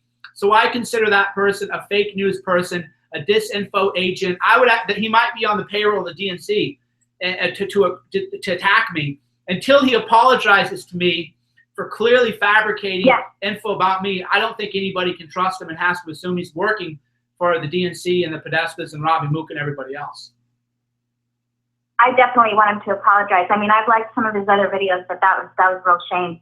Thank you. Well, I appreciate your support, and I didn't want to respond to it directly because so many other people in the comments were just like, dude, this is fake news. Like, Cernovich never said that. It was satire. He even said it was satire. So he deleted it, but he owes me a big apology. Not only me, I don't care about the apology. He owes you and everybody who watched that video an apology and say, hey, you know, I tried to play a dirty trick on you. That was a low integrity move, and I'm very sorry that I misled my viewers. He owes it to all of his viewers, or his credibility is gone forever. He sure does. Yeah. He sure does. Okay. I appreciate what you're doing. Thank you. I appreciate you. Bye. Yeah, there's been a lot of attacks by DNC. So, for example, I do that OK sign. There are people trying to claim that it's a satanic, that I'm a Satanist, because I do the OK sign. So we have people in the independent, we have the fake news media go, this is a white supremacy sign. And then we have the DNC hires people to do videos on me, calling me a satanic person because I do the OK sign, right? So you got to be careful. There's a lot of people who claim to be on our side who are taking that money from the DNCs in an effort to divide and conquer all of us. All right, hit the like button if you are on YouTube. If you're on YouTube watching now, hit the like button, hit the subscribe button. We're getting a lot of down votes on this video. So there are definitely, the pedophiles have invaded this video. So my videos usually get like 99% upvotes. This video has 680 likes and 145 dislikes. So the pedophiles are invading this video, disliking it. They always come out, the pedophiles do, in the media, so they're all voting it down on YouTube. So if you're watching on YouTube, hit the like button. Don't let the pedophiles win. The pedophiles are trying to invade. You know, they're sick. They don't want this attention. Infinite Plane Society with a super chat. The Earth is flat Earth guy. Okay, super chat, fine. If you want to pay $5, $6 to say the Earth is flat in my super chat, that's fine with me. Flat Earth Revolution. Stop being an NWO sock puppet. The Earth is flat. NASA lies. Thank you for, Thank you for the $5 super chat.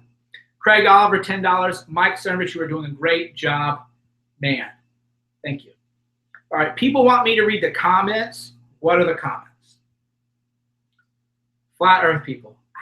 Where the flat Earth, is there some like flat Earth false flag operation going on? So we now have the flat Earth people. I don't know how the hell they found it.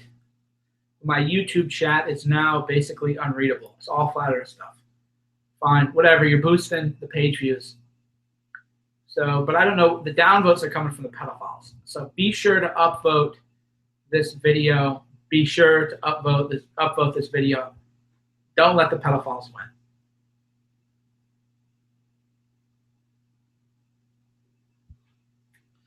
Phoenix, Arizona, how you doing?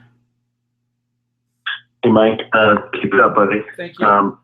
Question for you. What do you think we could get somebody to scope the DNC lawsuit in Florida? It's a huge case. Probably. Probably. But I have not been Maybe following. throw it out to your feelers. Yeah, a lot of people could. For me, that is like that's like a Bernie. If you're a Bernie voter, then the Bernie people need to really step up and do that. That would be my advice. Is all of the Bernie people should be following this and Periscope it. And I'll retweet your stuff. Did you hear their legal argument to the judge last week? No, I haven't been following it because, frankly, I don't really care about it because I know it's all true. But they're, I don't know. I mean, it's all fraud. The DNC is a fraud, and if anybody supports the DNC after what they did to Bernie Sanders, then to me, it's kind of like you're getting what you asked for. Well, they literally said we are not obligated to follow the voter. We pick who we want to be the nominee. So democracy doesn't exist on. Not in the DNC. I mean, they tried to do this to Trump people too. So the GOP tried to steal the primary from Trump, and we caught wind of it. A leaker had told me this information, a source did, and we were able to stop that right away. So definitely, I know a lot of Bernie people watch me. My advice to you would be that it's a huge story. Yeah, it's a big story. You guys really need to take over the DNC, or you have to get a third party and back Tulsi Gabbard. Because, I mean, I shouldn't be giving advice to Democrats and liberals, but as a journalist, it's my job to tell the truth. And the DNC is going to try to rig the primary against Tulsi Gabbard. Tulsi Gabbard could beat Trump in an election, 100%. Tulsi Gabbard versus Trump, I'm thinking, oh, man. I think Tulsi Gabbard beats Trump. And I say that, again, as a journalist and a commentator, this isn't CNN where I give people bad advice and lie to them. I tell the truth. Tulsi Gabbard would beat Trump. So the issue is that the DNC doesn't want Tulsi Gabbard to run because she opposes the global wars in the Middle East. She opposes the deep state. They're going to do everything they can to sabotage her. So if I were on the left and I were a liberal, I would be rallying around Tulsi Gabbard and saying, how can we get the word out? How can we get the message out? How can we prevent the DNC from media blackout? Nobody's covering it. It's $300 million lawsuit. If you're a Democrat, you can be on the ticket. You can on the case. Nobody's covering this. And then you just had a federal prosecutor show up dead, who's supposedly tied to the A1 investigation. Well, he actually killed himself. So the reason I didn't do anything with that story, the federal prosecutor, I have firsthand information that he had broken up with his girlfriend. He had called her and said he was going to kill himself. And he went to the beach. And so I actually have firsthand investigation on that. I don't want to go into too much detail because then I could maybe accidentally identify a source. But the federal prosecutor there, he had actually, it looks bad, but that's just a coincidence. My law enforcement sources down there told me, no, actually, they have the phone records. He called a girlfriend. She tried to stop him. It was a big breakup. He just cried, and then he killed himself kind of thing.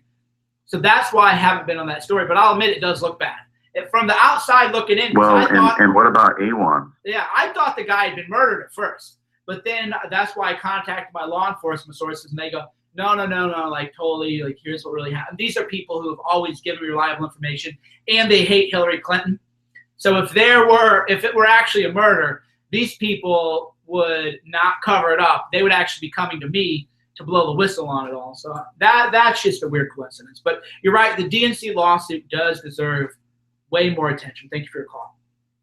Well, a lot of Bernie people, a lot of Bernie people, a lot of left-wing people. And you know what? That's fine. People who want the truth come to me for my journalism. You don't have to agree with my politics. Right. You don't have to agree with my politics. It's just all about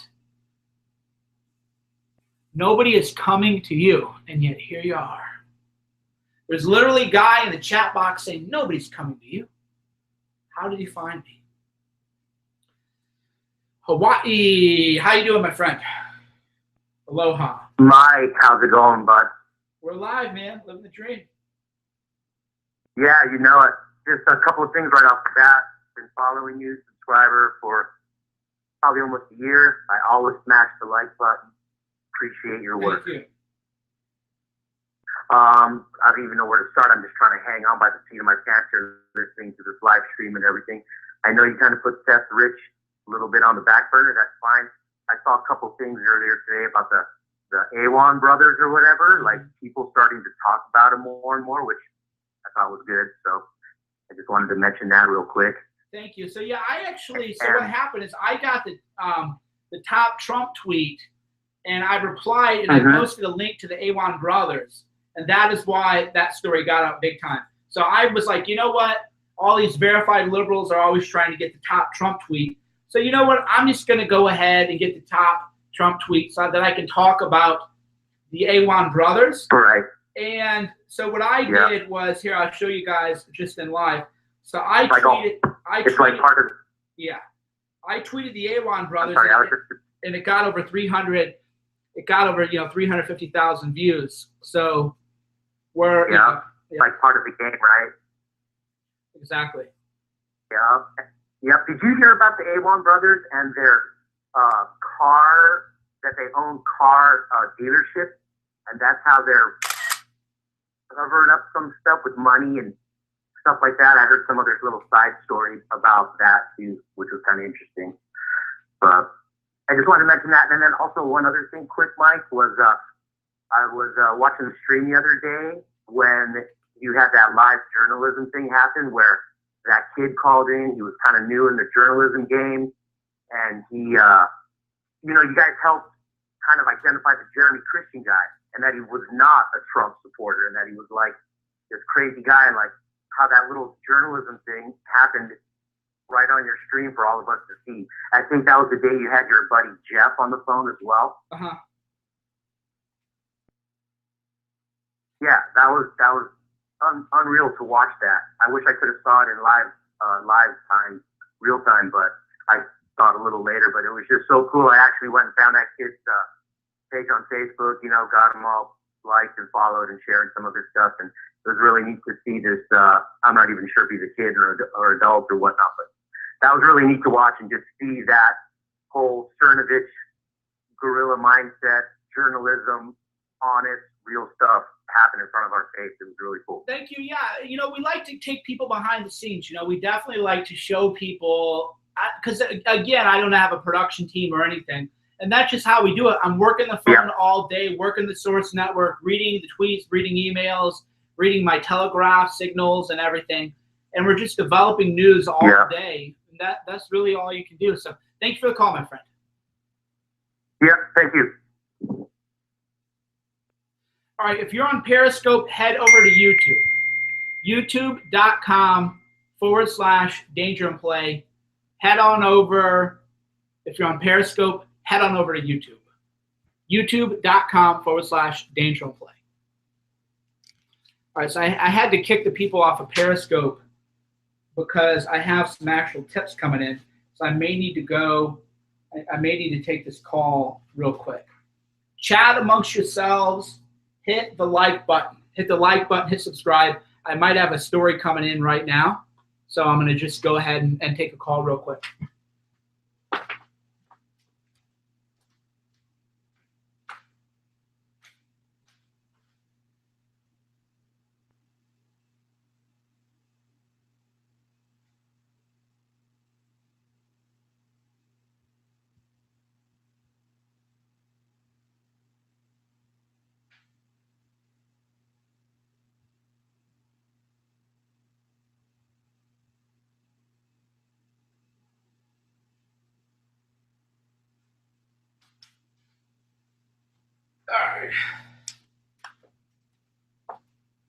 All right, so we got some big stories. We got some big stories coming in, definitely coming in.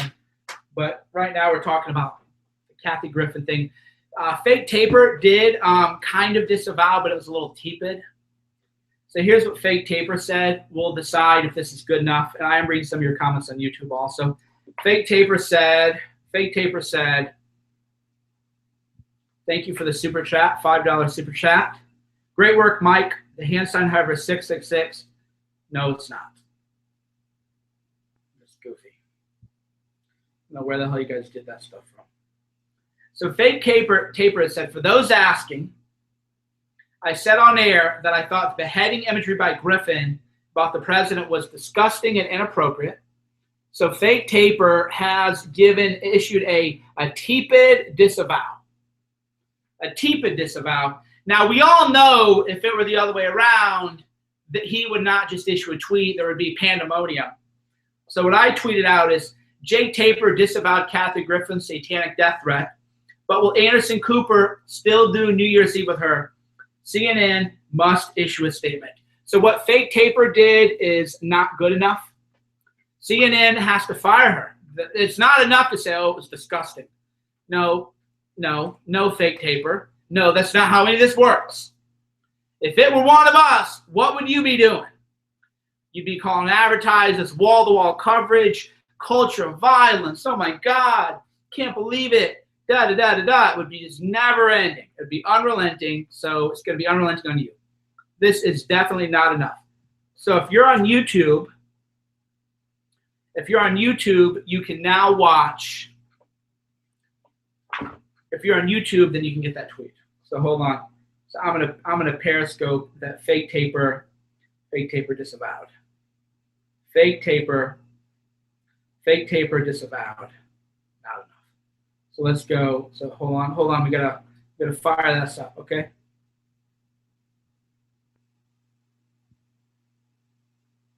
Fake Taper disavowed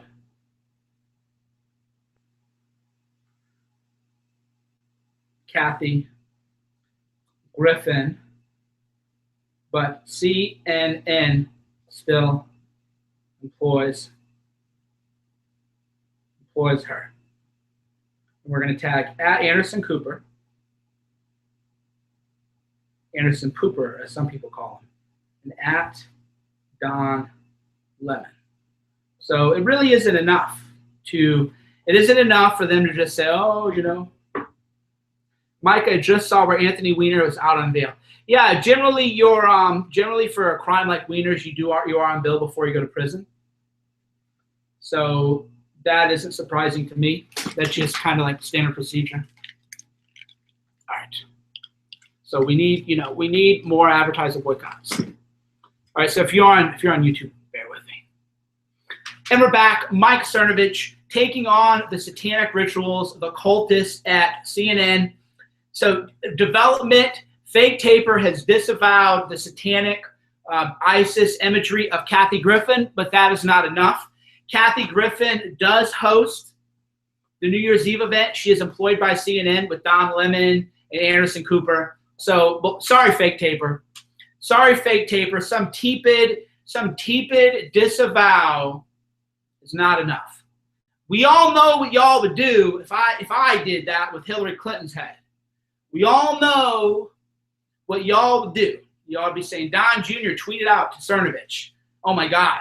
How can we all know what happened. So a tepid disavow is not good enough. Not even close. CNN must terminate her contract immediately. Kathy Griffin cannot host New Year's Eve. CNN must terminate the contract immediately. It's the only answer. It's not even debatable. York, Pennsylvania, how you doing? Hey, how's it going, Mike? Hello, you're live. Hey, man, how's it going? Good, dude.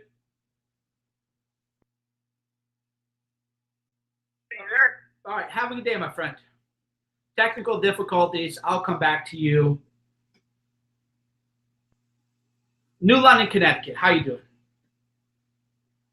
Hey, Mike. Hello. Hello?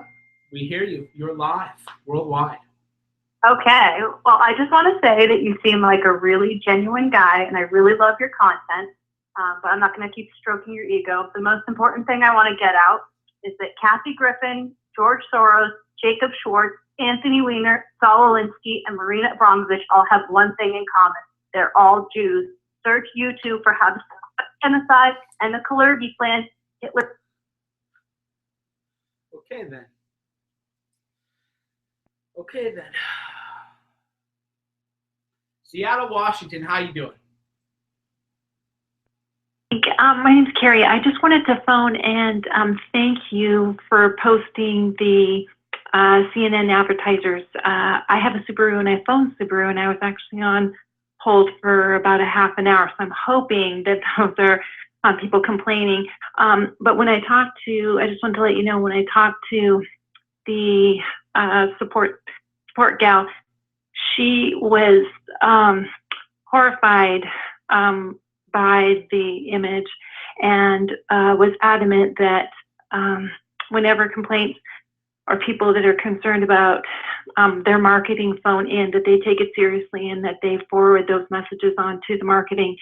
So I just wanted to phone and thank you for that, but also encourage other people to phone in because it makes a difference that they hear you.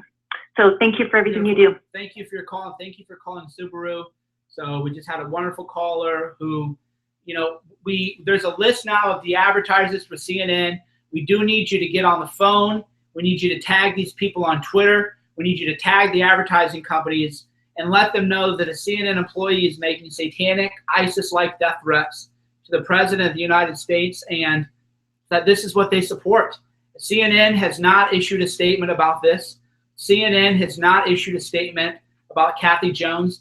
Anderson Cooper has not issued a statement about Kathy Jones, right?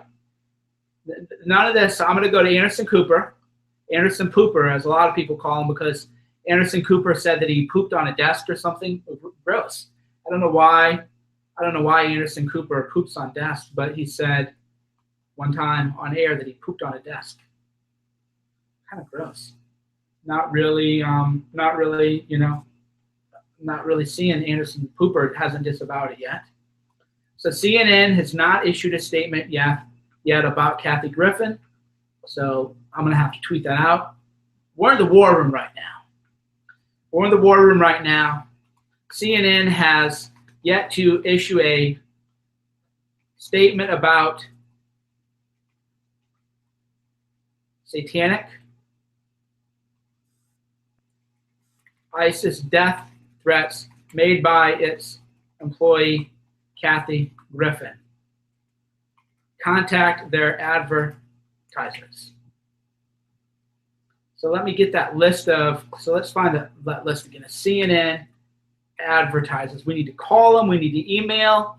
We need to just let them know that the satanic advertisers cannot be tolerated. We can't allow this. If this is, they went after Hannity. Hannity was really only doing journalism. All Hannity was doing was journalism. Hannity wasn't even, you know, doing satanic death rituals. All he did was investigated the Seth Rich murder. That was all it took to get advertised a boycott on him. Right? So why is there no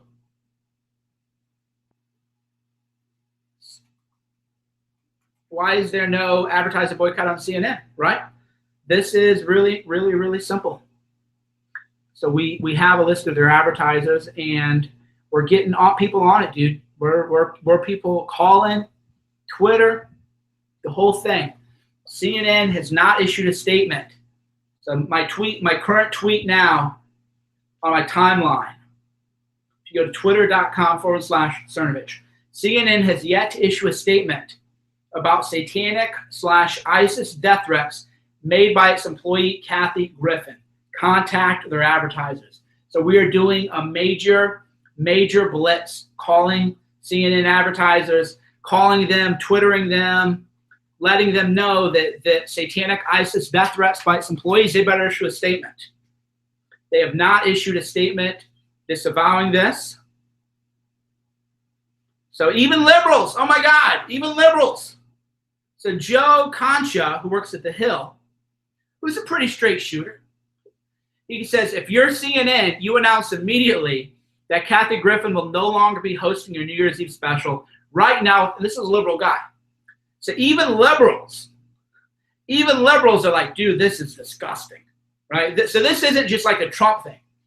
This isn't just a Cernovich thing. Even liberals are like, hey, man, This is beyond the pale. This is like intolerable. This is so, like, there's no excuse for this. Even they're saying hell to the no. Hell to the no. So Brian Stelter, so people are, getting the message out, and I'm just going to keep going until CNN gives a statement. I can do this all day. We can call all day. What, they think I'm going to get tired? People think I'm tired? Do I look tired to you? Do I look like I'm going to quit anytime soon? Do I look tired to you?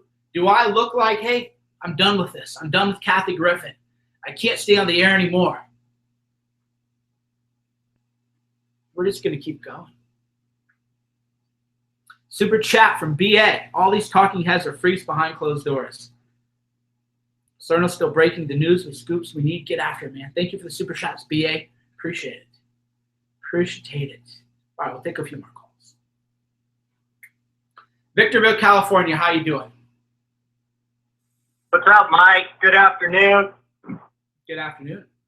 Hey, so, I mean, honestly, like, have you received any hint of the left of the guys that you are pinning or wanting them to disavow this crap? Have you been hinted at that they're wanting to do that? Fake Taper has disavowed Kathy Griffin. Although it's a little too tepid, we need CNN to fire her. We're not going to settle for anything less than, CNN firing her.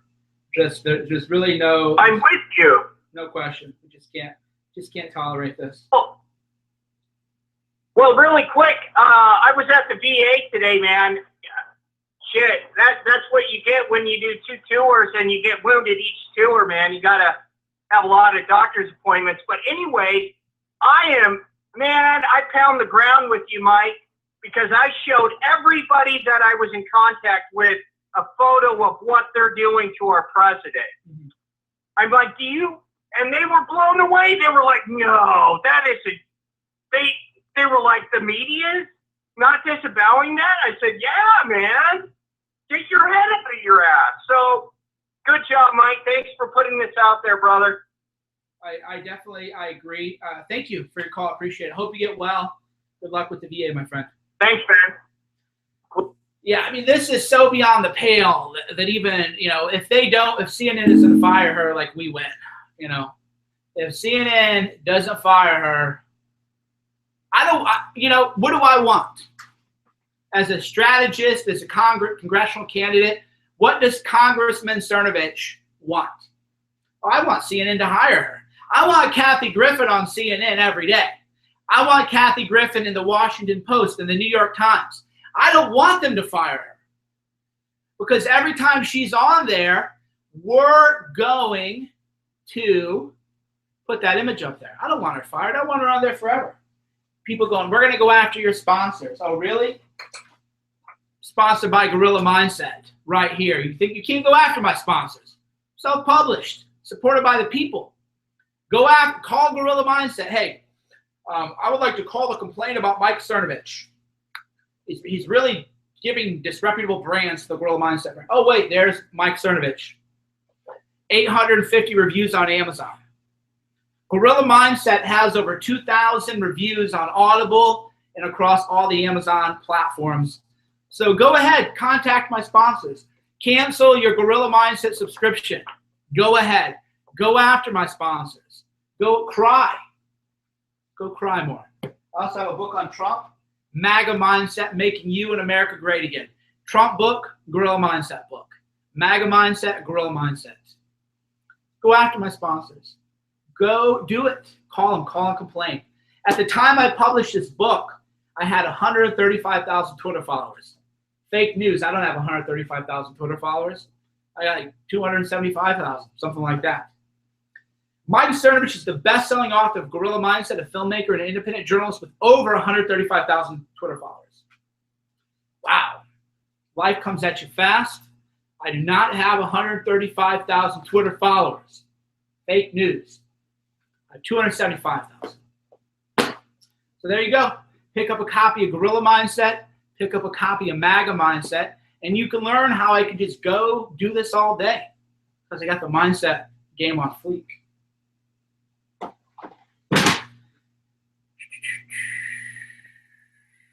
Hello, sir. You are live. I think you're from the UK.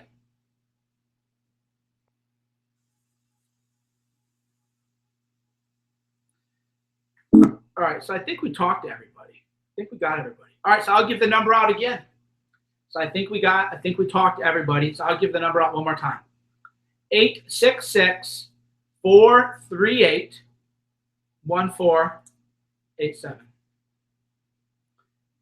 866-438-1487. Call me. We're talking about spirit cooking. We're talking about satanic rituals at CNN. We're talking about just whether they're going to fire Kathy Griffin, because CNN has yet to issue a statement. We got last chance to take a call. I tried to take your call, Henrik. I had you. I thought it was you. I tried to take your call, buddy. But thank you for the super chat. Appreciate it. Super chat is really easy. There's a little $sign. All your money goes to fund journalism. Rob W., he doesn't look tired to me. Thank you. Yeah, I'm just warming up, guys. I can do this all day. As long as people want to watch, I can keep going. I guess that's the difference between me and other people. If people want to watch, why would I leave? Right now, I have 1,100 people watching me on YouTube, and I have 650 or so watching me on Periscope. So why would I leave if people want to watch? Doesn't make any sense. Go all day. I might have to go get some food or something. Get a little hungry. I have worked out twice today, so I do have to feed the beast. I do have to feed the machine. But I'm not in any hurry to. Not in any hurry to go. Okay, we got a prank caller from New London back yet. Hey, New London. I think you're a prank caller. How you doing? I'm not a prank caller, though. Hitler did nothing wrong. He tried to save us. Prank callers, what are you going to do? They're persistent. They are definitely, the prank callers are persistent. All right, who do we got? Now, the interesting thing is the fake news media is more angry about prank callers and 4chan trolls than about real death threats against the president. And that really does kind of say it all, right? Because a lot of people go, oh, Cernovich, the trolls this, and I go, people call in, they want a prank call, they want to get that clip of their little meme, and then they'll put it on YouTube, and they'll put it on Twitter. Oh my God, we got our meme spread or whatever. It's just prankers. It's kind of like when I was a kid. You call people, excuse me, hello? People go, hello, you go, yes, I was wondering, is your refrigerator running? Yes, I think it is. Why don't you go catch it? Ha, ha, ha. And then you hang up the phone. It's the same thing, right? You're a little kid, you prank call people. I don't think you can prank call much anymore. So you prank call, is your refrigerator running? Oh, you better go catch it. And you hang up. That is like the same thing that they do. They want to call and do little pranks. So it's kind of cute. But the fake news media, they really freak out about it. Meanwhile, you have satanic ISIS imagery coming from mainstream CNN personalities, and there's nothing, no statement from CNN. There's nothing from CNN, so that's fine. We're just going to go after their advertisers. Real simple to me. Everybody's definitely calling their advertisers.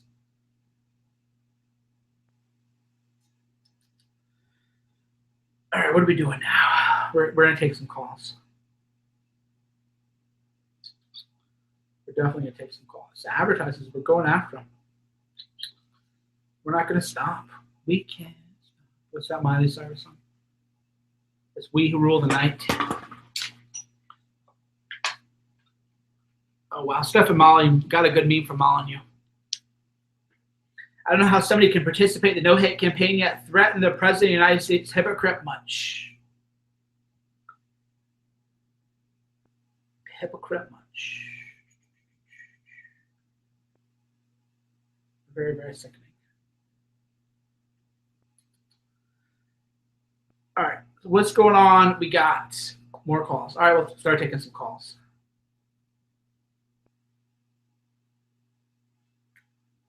Providence, Rhode Island. How are you? Hey, Mike, how you doing? Good. I'm not sure if you want to stay off the Jewish question. It's not a prank call. I'm not trying to stir anything up. But when people talk about that, I don't know the feelings with Jewishness associated with like political Zionism, and if that's something you'd be interested to talk about for a little bit or get into in terms of this view that sometimes people, throw around Jews, this and that kind of thing. But Yeah, I think, I think I've said this before about no topic to me is off limits. But what I've learned is that if you want to talk about anything involving Jewish people, then that is all people want to talk about, and it becomes the climate change people are like the same way. There are people who, if you talk about one subject, then everything and that's all they want to talk about. It becomes like a tedious thing. So that's why a lot of people are like, well, Cernovich, why don't you talk about this? Well, I don't talk about climate change either. Why don't I talk about climate change? Because then I get people who are obsessed with climate change, and I'll give you an example. I could say, oh, wow, I dropped this bottle, I broke it. And then they're like, well, you know what else is broken? Climate change models. And it becomes monomaniacal, and then so there's certain subjects I don't like to talk about. Abortion, climate change, gun control, Jewish stuff. I don't even like to talk about Muslim stuff that much because then that gets a little bit bored. Because then that's all anybody wants to talk about, and then it becomes like an obsessed thing. So that's why I avoid certain conversations, not because I care. What am I going to get fired? Can't get fired. But it's the same reason I'll talk about abortion, because then all the people want to talk about is abortion. And I like to talk about a broad array of subjects. So you don't really win anything by talking about certain subjects, and you do lose a lot. Because then people who are obsessed call about it all the time, and they fixate on it, and then they won't let you talk about anything else. And then if you stop talking about it for a day, they go, oh my God, they got to him, cucked, da-da-da. It kind of bores me. So, but people are having those Chuck Woolery got in trouble, for saying essentially what other people have said, and people freaked out or whatever. So, but the thing is, you don't gain anything. All you do is lose, because people would just not stop talking about it. And you're like, can we please? Same thing with Pizzagate. Oh my God, I had a guy come to one of my events, and he was convinced that John Podesta and Tony Podesta killed that like Madeline girl or whatever, which I thought was a meme. And so there's like 10, 15 of us, we're sitting around, we're talking, and all he would talk about was this Madeline girl in Portugal and the mug shots, and he just dominated the conversation. I finally had to tell the guy, hey, shut the fuck up, dude. Like, other people want to talk about other things. So that's also why I don't talk about a lot of subjects, because you really get a lot of kooks attracted to it. So my advice would definitely be that if people do want to have serious conversations about controversial issues, then like talk about other stuff too. And then people will be more willing to have a broad range of discussions. Thank you for your call. Auburn, California, how you doing? Hey, Mike, it's Nikki KM. How are you? Doing well, thank you.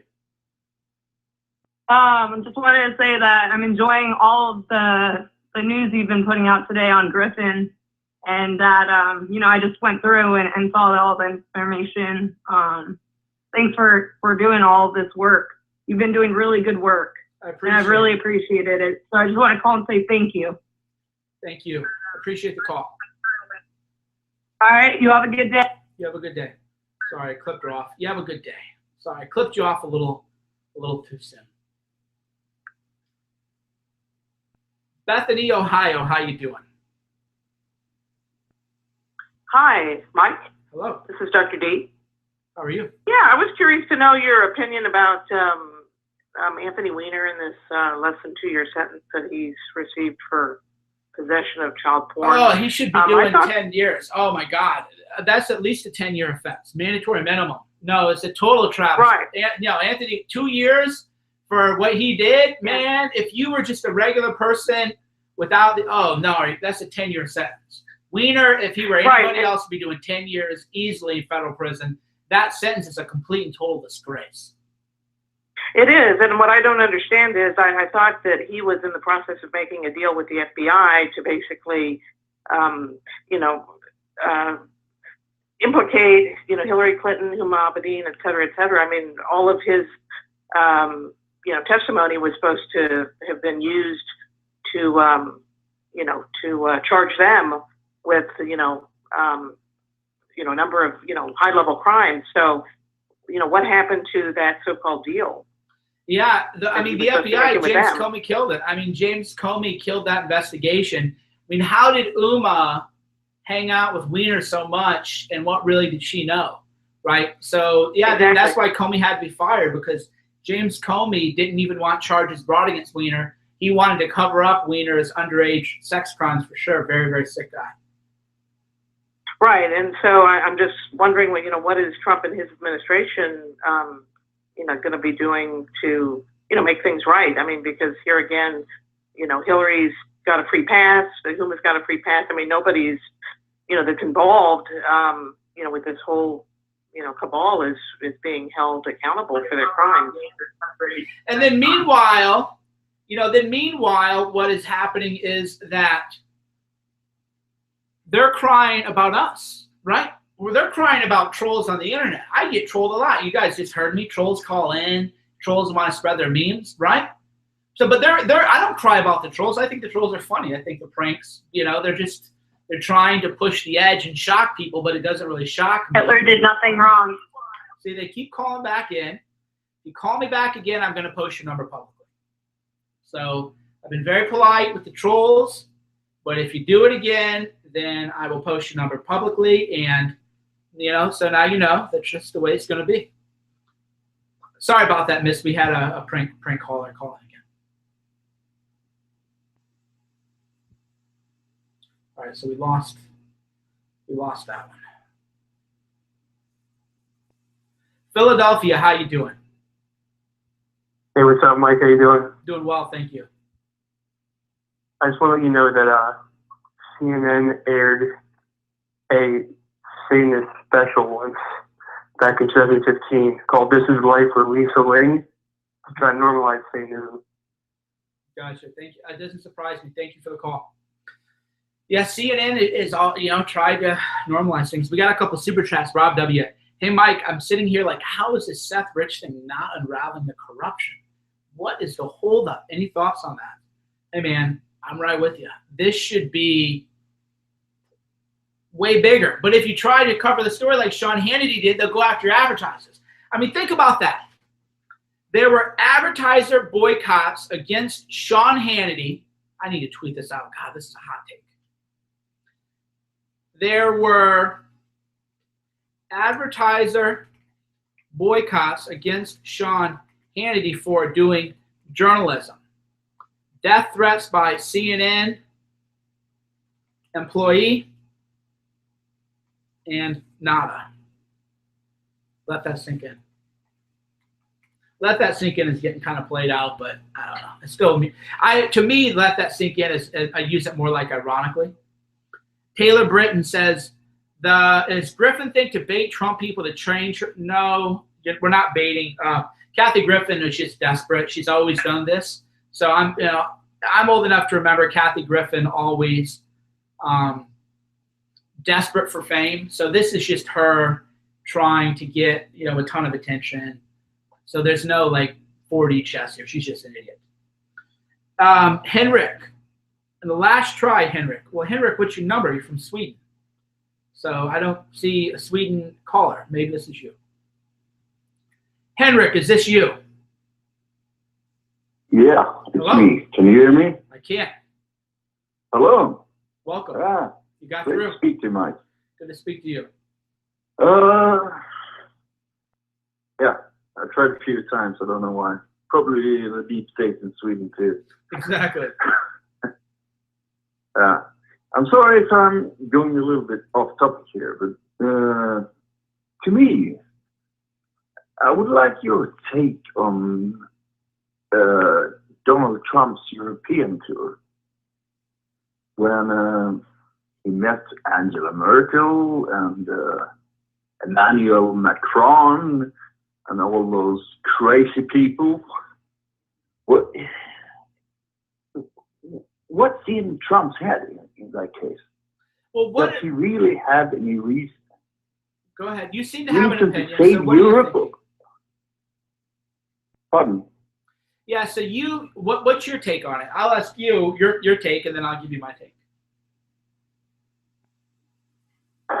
My take is that he really pissed them off. Mm-hmm. And, well, he took him by the ears and said he'd pay up or, yeah.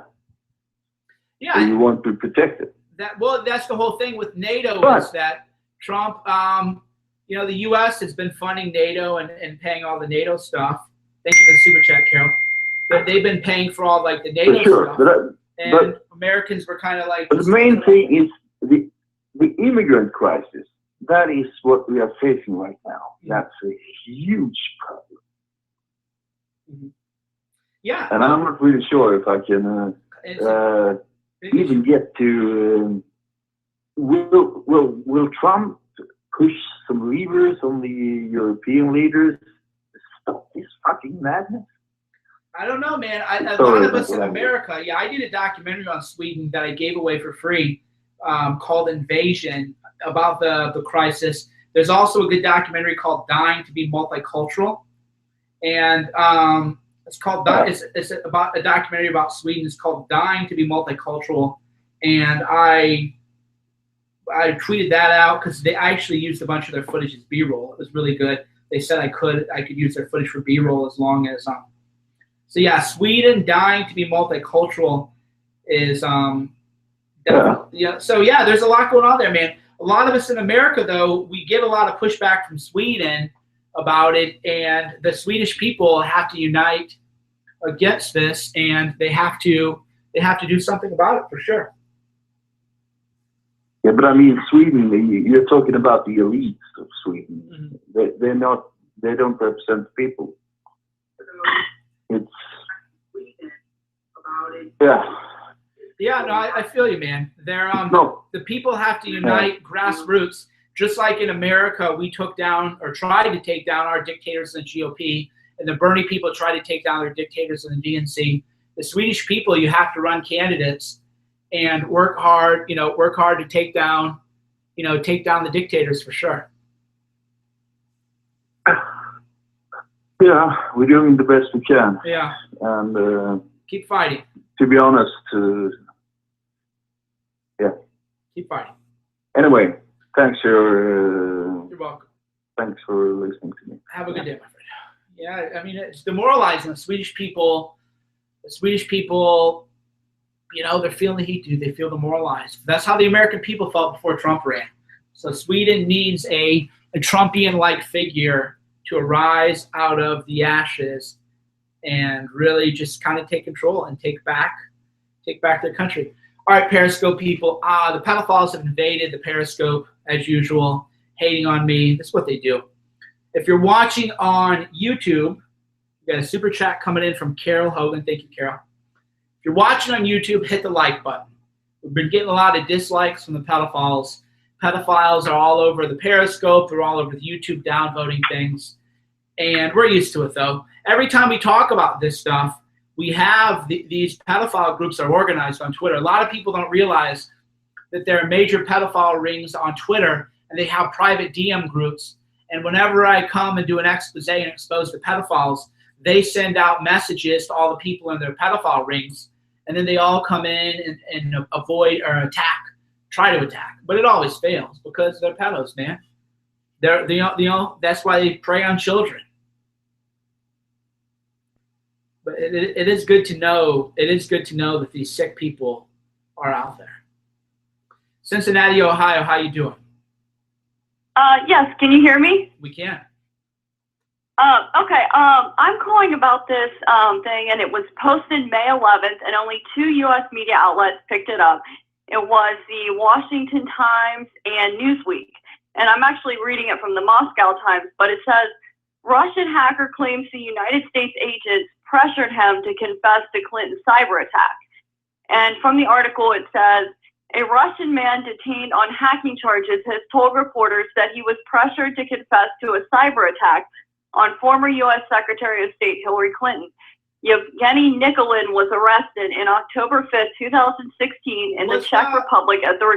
What's the source for this? This is the Moscow Times. It's an article entitled "Russian Hacker Claims U.S. Agents Pressured Him to Confess to Clinton's Cyber Attack." And it was posted May 11th, 2017.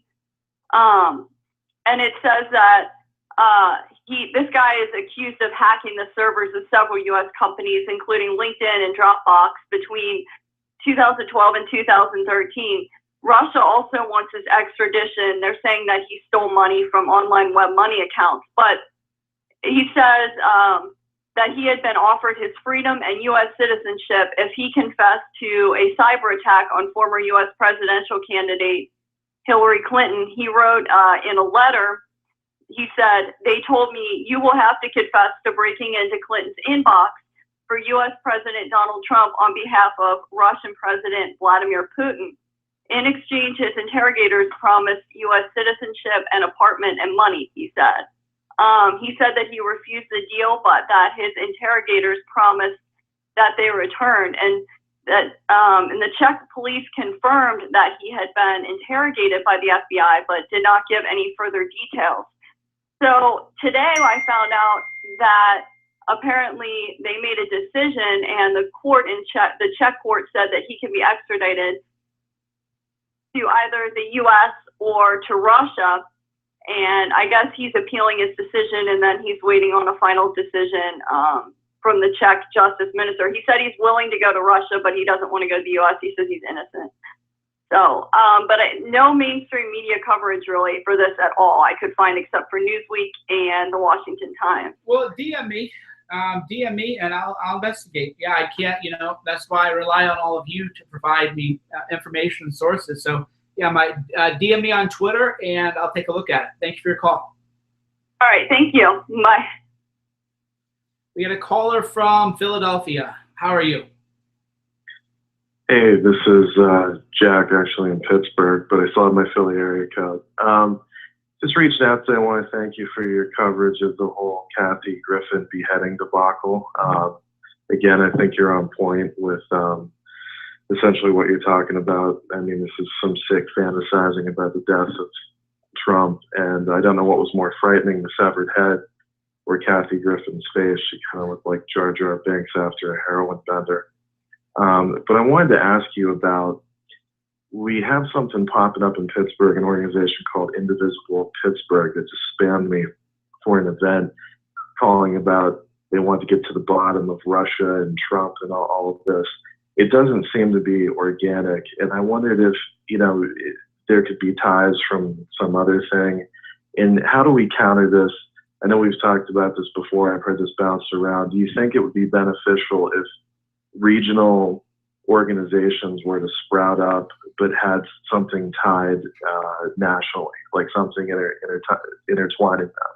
Because with your platform and activity on Alex's InfoWars and all that stuff, you definitely have your followers, you definitely have your audience. But do you think it's better to start an organization regionally, or is there something that could be tied under a national umbrella where we can sort of counter these things when they come up?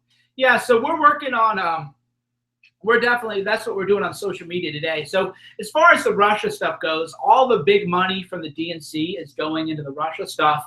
And from my perspective, I'm really glad that that's what the Democrats are focusing on, because it's been so ineffective. Right. It is. They've lost 5 special elections. A congressman body slammed a journalist from The Guardian, and he didn't lose a single vote. So the Russia stuff is failing. They lost the Georgia special election. Right. I think there was one in Kansas. They're over 5 in special elections. Mm-hmm. So I'm glad that all the money and time is going to the Russia stuff. That's fantastic. That's a really, really good thing for us. Now, in terms of organizing, we're definitely, a friend of mine might be launching a new think tank. So we're definitely trying to build up more institutions, and we have to do things. So I agree. We need an organized response. Yeah, I mean, not to go on, but just to jump off of what you said, I definitely see a need for that with sort of like a national presence, because even if we could start something, you know, city by city, because there's definitely people out there, they need to have that common ground, that commonality, or something that they can flock to, because I think that we are the, you know, definitely not so silent, but the silent majority in a sense, where we could be just as active and as organized to sort of counter these things. And I agree with you that the Russia thing's almost comical to watch. They're shooting themselves in the foot, to say the least. But if there was any involvement, you know, on your end, I would be interested contributing to that. I don't know if I could DM you or whatever, but organizing something even in this city alone, because I think that there's a lot more of us out there that not necessarily in the shadows, but would be actively involved and help to get that started. I agree. Thank you for your call, Jack. All right. Have a good one. All right. If you're on Periscope, head on over to YouTube. YouTube.com/Danger and Play. Head on over, hit the like button on YouTube, hit the subscribe button on YouTube. I'm just warming up. I'm not even tired yet. I'm not even on my second wind, because I don't even need to be on my second wind. I'm still on my first one, even though this is 4 hours of streaming today. So if you're on Periscope, head on over at youtube.com/Danger and Play. People go, why? Because I have to check my phone. There's stuff on my phone that I have to get to. And if it's on Periscope, then yeah, I can't get my phone. So hit the like button. I'll talk to you all soon. So has CNN disavowed Kathy Griffin yet? I guess that's the question. Has CNN issued a statement about Kathy Griffin? Let's just go ahead and check that. CNN, Kathy Griffin. So, wow, the CNN panel, wow, weak. CNN panel said, I think we have bigger problems to focus on than Kathy Griffin. Wow, this is incredible. They don't even care, dude. They don't even care. I think we've got much bigger issues to focus on than Kathy Griffin. So who is this guy? David, who's this Urban guy? David Urban? CNN contributor David Urban. Wow, okay. David Urban, Twitter. Amazing. These are vile people. But David Urban, CNN, hey, no problem, dude. CNN panelists. CNN panelist. David Urban. These people are just disgusting. CNN panelist David Urban endorsed Kathy Griffin's satanic ISIS death threat against Trump. Unbelievable, dude. I mean, it's not unbelievable, to be quite frank. It's 100% believable. That is why I've long said that we don't smoke marijuana around here, because the world as it is so unbelievable. The world as it exists is so incomprehensible, so mind-blowing, that we definitely don't need marijuana. We definitely don't need marijuana for any of this stuff. Unbelievable. All right, hit the like button. Hit the subscribe button. Denver, Colorado, how you doing? Doing good, Mike. How about yourself? Fine, thank you. So, thanks for taking my call. I just want to comment on a thing. I was looking at Kathy Griffin's Twitter, and there's a picture of her with Representative Cummings on that. Wow. There's also one with, I think, Chris Matthews from Hardball. And then I know that she's a big supporter of the LGBT community. So, I mean, this definitely doesn't bring good recognition for their whole community. So it's kind of a bad deal all around. But there's look at Kathy Griffin. She has an event coming up on June 16th, I believe, in Grassville, California. And definitely think people should organize and protest her event, man.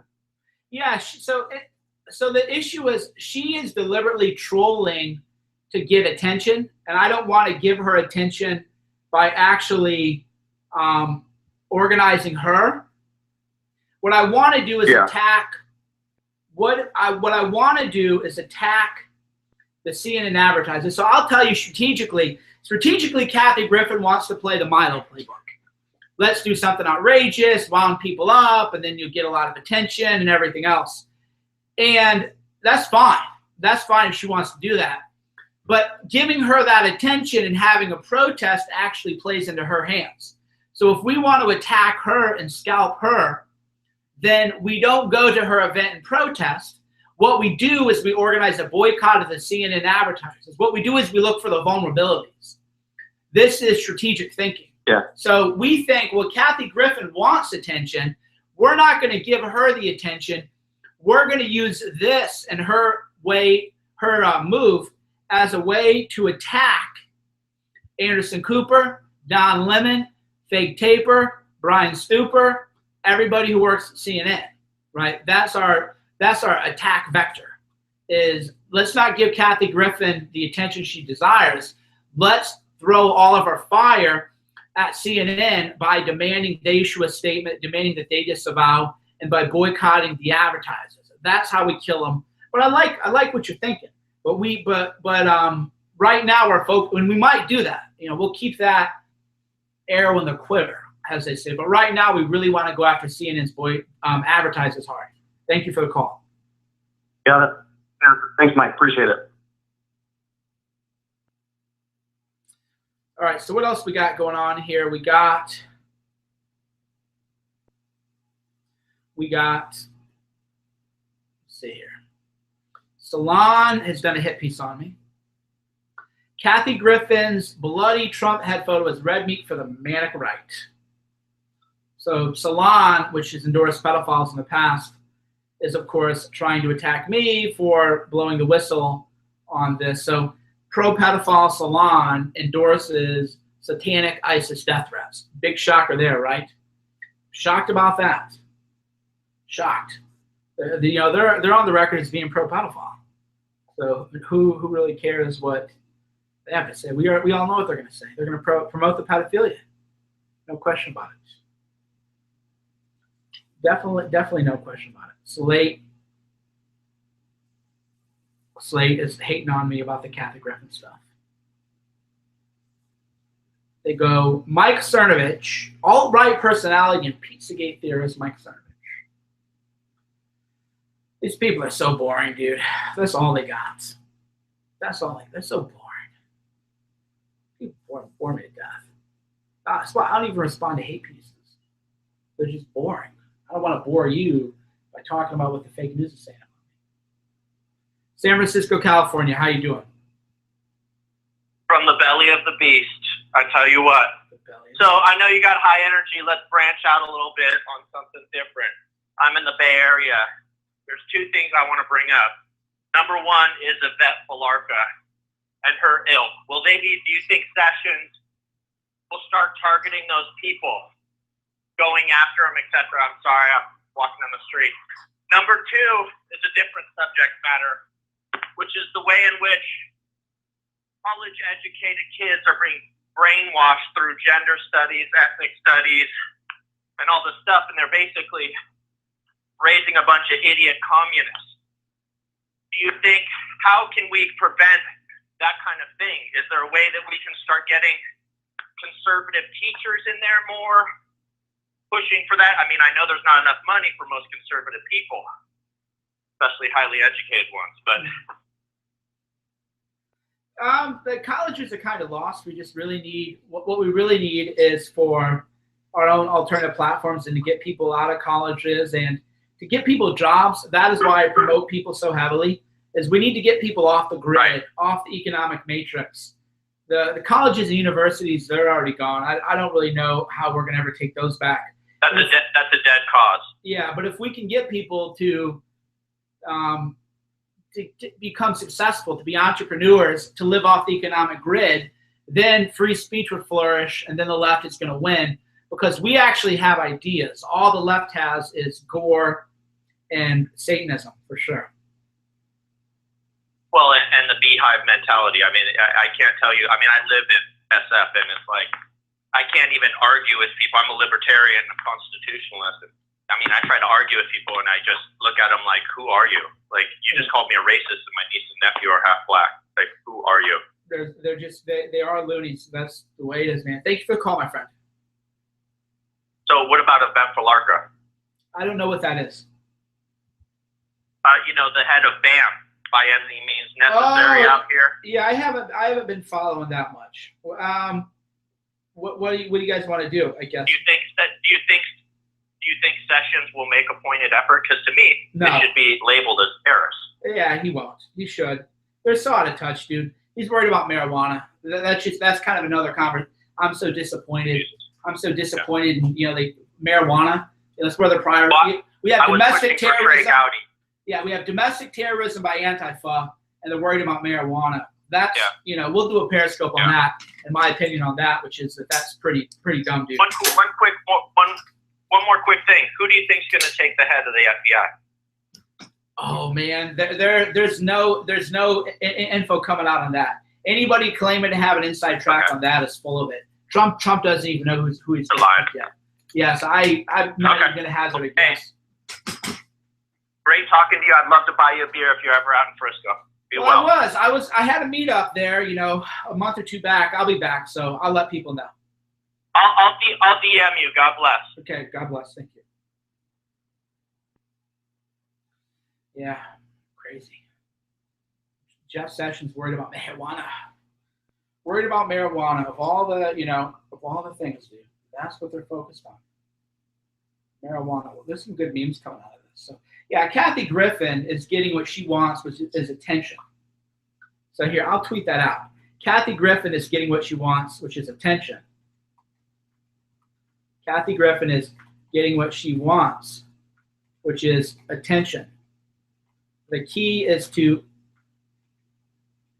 focus on CNN's advertisers. That's the key.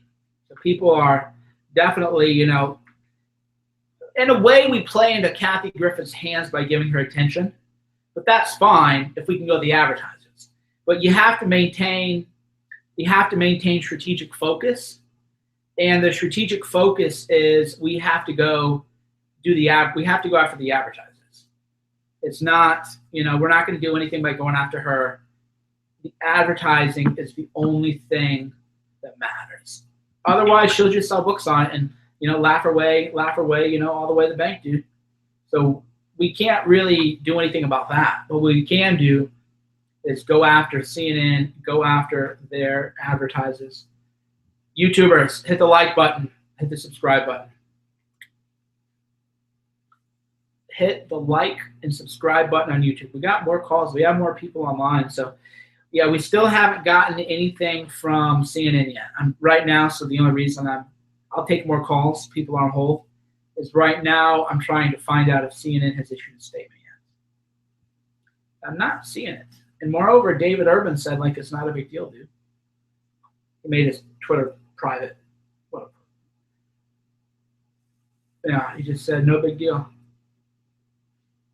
Yeah, so David Urban, totally cool with satanic death threats, ISIS rituals. It's good, though. Remember, it is good for us when the fake news media refuses to take action because they lose the moral high ground. So I'm going to tweet that out to you. CNN, by refusing to fire Kathy Griffin, has lost all moral high ground. Not that it had it. So I'm going to say, thank you for showing your true colors today. So yeah, you got to look at it. This is a big day for us. A CNN employee has made satanic ISIS death threats against the President of the United States of America, and you can keep your job. No problem, man. Nothing will happen to you. There'll be zero consequences. But God help you if you make one tweet about something else. So I'm glad. I'm glad that they haven't said anything. This allows us to just attack more. Oakland, Maine. How you doing?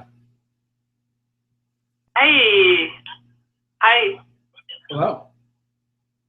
Hey. Yes. Can you hear me? We can. Can you hear me? Yes. You can? We can. Okay. Hey, I just wanted to say, you know, I've been watching you for quite some time now, and I'm as grateful for you being on YouTube so that I can watch you as I am grateful that President Trump is my president. Please don't stop what you're doing, because, you know, I'm not on Periscope or any of that stuff. I'm up there in age, but I'm really getting into YouTube, and you're one of my favorite people to watch because I know I can trust what you're saying. I watched you a month ago, I think, on because I watched the press conference every day when they do it at the White House, and you were there one time. And I'm wondering, is that something you're going to do more of? Yeah, definitely. I'm going to be back in D.C. probably next weekend. I'll be back. And yes, I will be. Yeah, I'm cleared for the White House. I do have White House press credentials. So yeah, I'll be back in there. The issue is it's kind of boring, to be honest. Not much happens inside that room. They play it up on TV as if it's like a big, huge deal, but it really isn't. They're all they're asking kind of like the same dumb questions. And my real value is working the Source Network. The reason I go there to do that, though, is to give people a behind-the-scenes look at how the media sausage is being made. So yeah, I'll definitely be back. I'll definitely be back. Thank you for your support. Yeah. You're very welcome.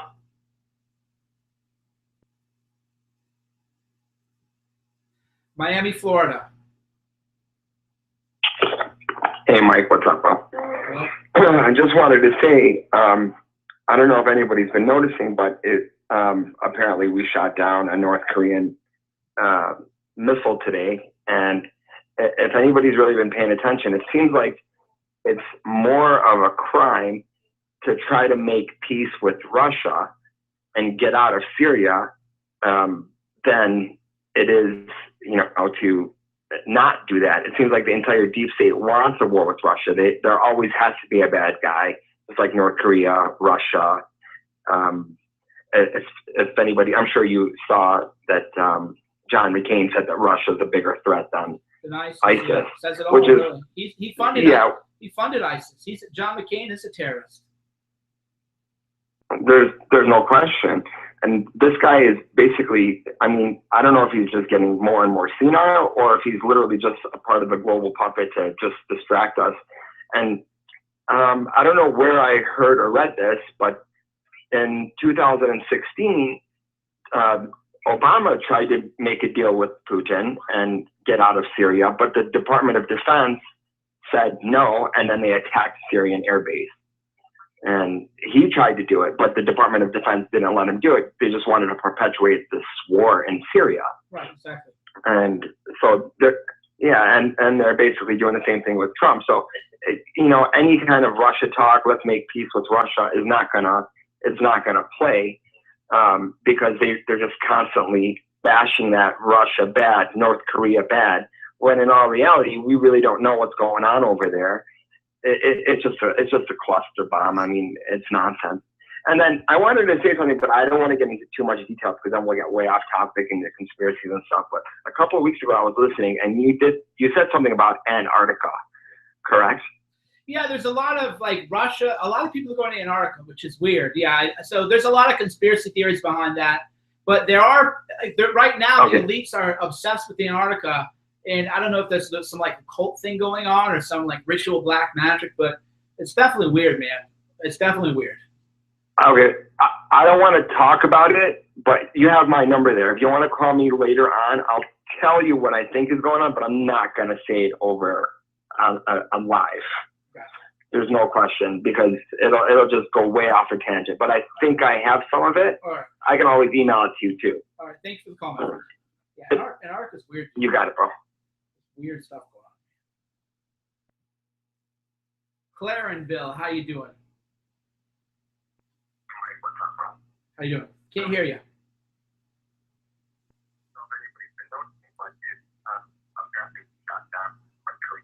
Sorry, the volume's down, so I can't hear you. I think he was saying something about North Korea. There was like a North Korea missile shutdown or something. But I haven't been following that. Tacoma, how you doing?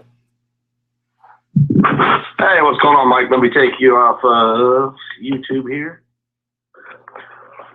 So, yeah, just been listening, seeing how you're doing. Last time I talked to you, you forgot I was on the phone or just got excited, but you had gotten your press pass, so I was congratulating you on that. But, thank you. Yeah, it's so funny to listen you talk about it, how stinky and... All right, guys, I'm having technical difficulties, it looks like. Some technical difficulties with the call software program. We've got a lot of calls in now. We definitely got a lot of calls. Has CNN issued a statement yet? Have these CNN Kathy Griffin? I mean, they got to fire her. They just can't. You just can't not, right? It's kind of a no-brainer. You can't just not fire. You just can't not fire her. Unbelievable. So they haven't. Yeah. CNN. Okay. Really dumb. God, that's so dumb. Thank you, though. Thank you, CNN, for not saying anything about this. This is a fantastic thing. All right, I need to get going. I got to go eat. I still got a lot of energy, so maybe I'll come back. Maybe I will come back and do another YouTube, another Periscope, but I have to eat. I had a couple workouts today. I'm going to go have some protein, vegetables, lentils, a lot of salsa, then on a new diet because my diet was terrible. So hit the like button, hit the subscribe button. Thank you, everybody, for your calls. If I come back tonight, we will be taking more calls. I will definitely be taking more calls tonight. Hit the like button. Hit the subscribe button. Head on over to Amazon. Get yourself a copy of Gorilla Mindset and then my book on Trump, MAGA Mindset, Making You and America Great Again. You can find them on Amazon. Also, the documentary on free speech. But Gorilla Mindset and MAGA Mindset, really what you want. Cernovich reading book. It's how to have this energy. It's how you can just do this for hours and hours a day. Don't even notice it. Don't even feel anything. So I give you a second to hit that like button. We have 1,257 likes, 181 dislikes because pedophiles invaded. Usually we have like 1,000 likes and 2 or 3 dislikes. So don't let the pedophiles win. Hit the like button. Talk to you soon.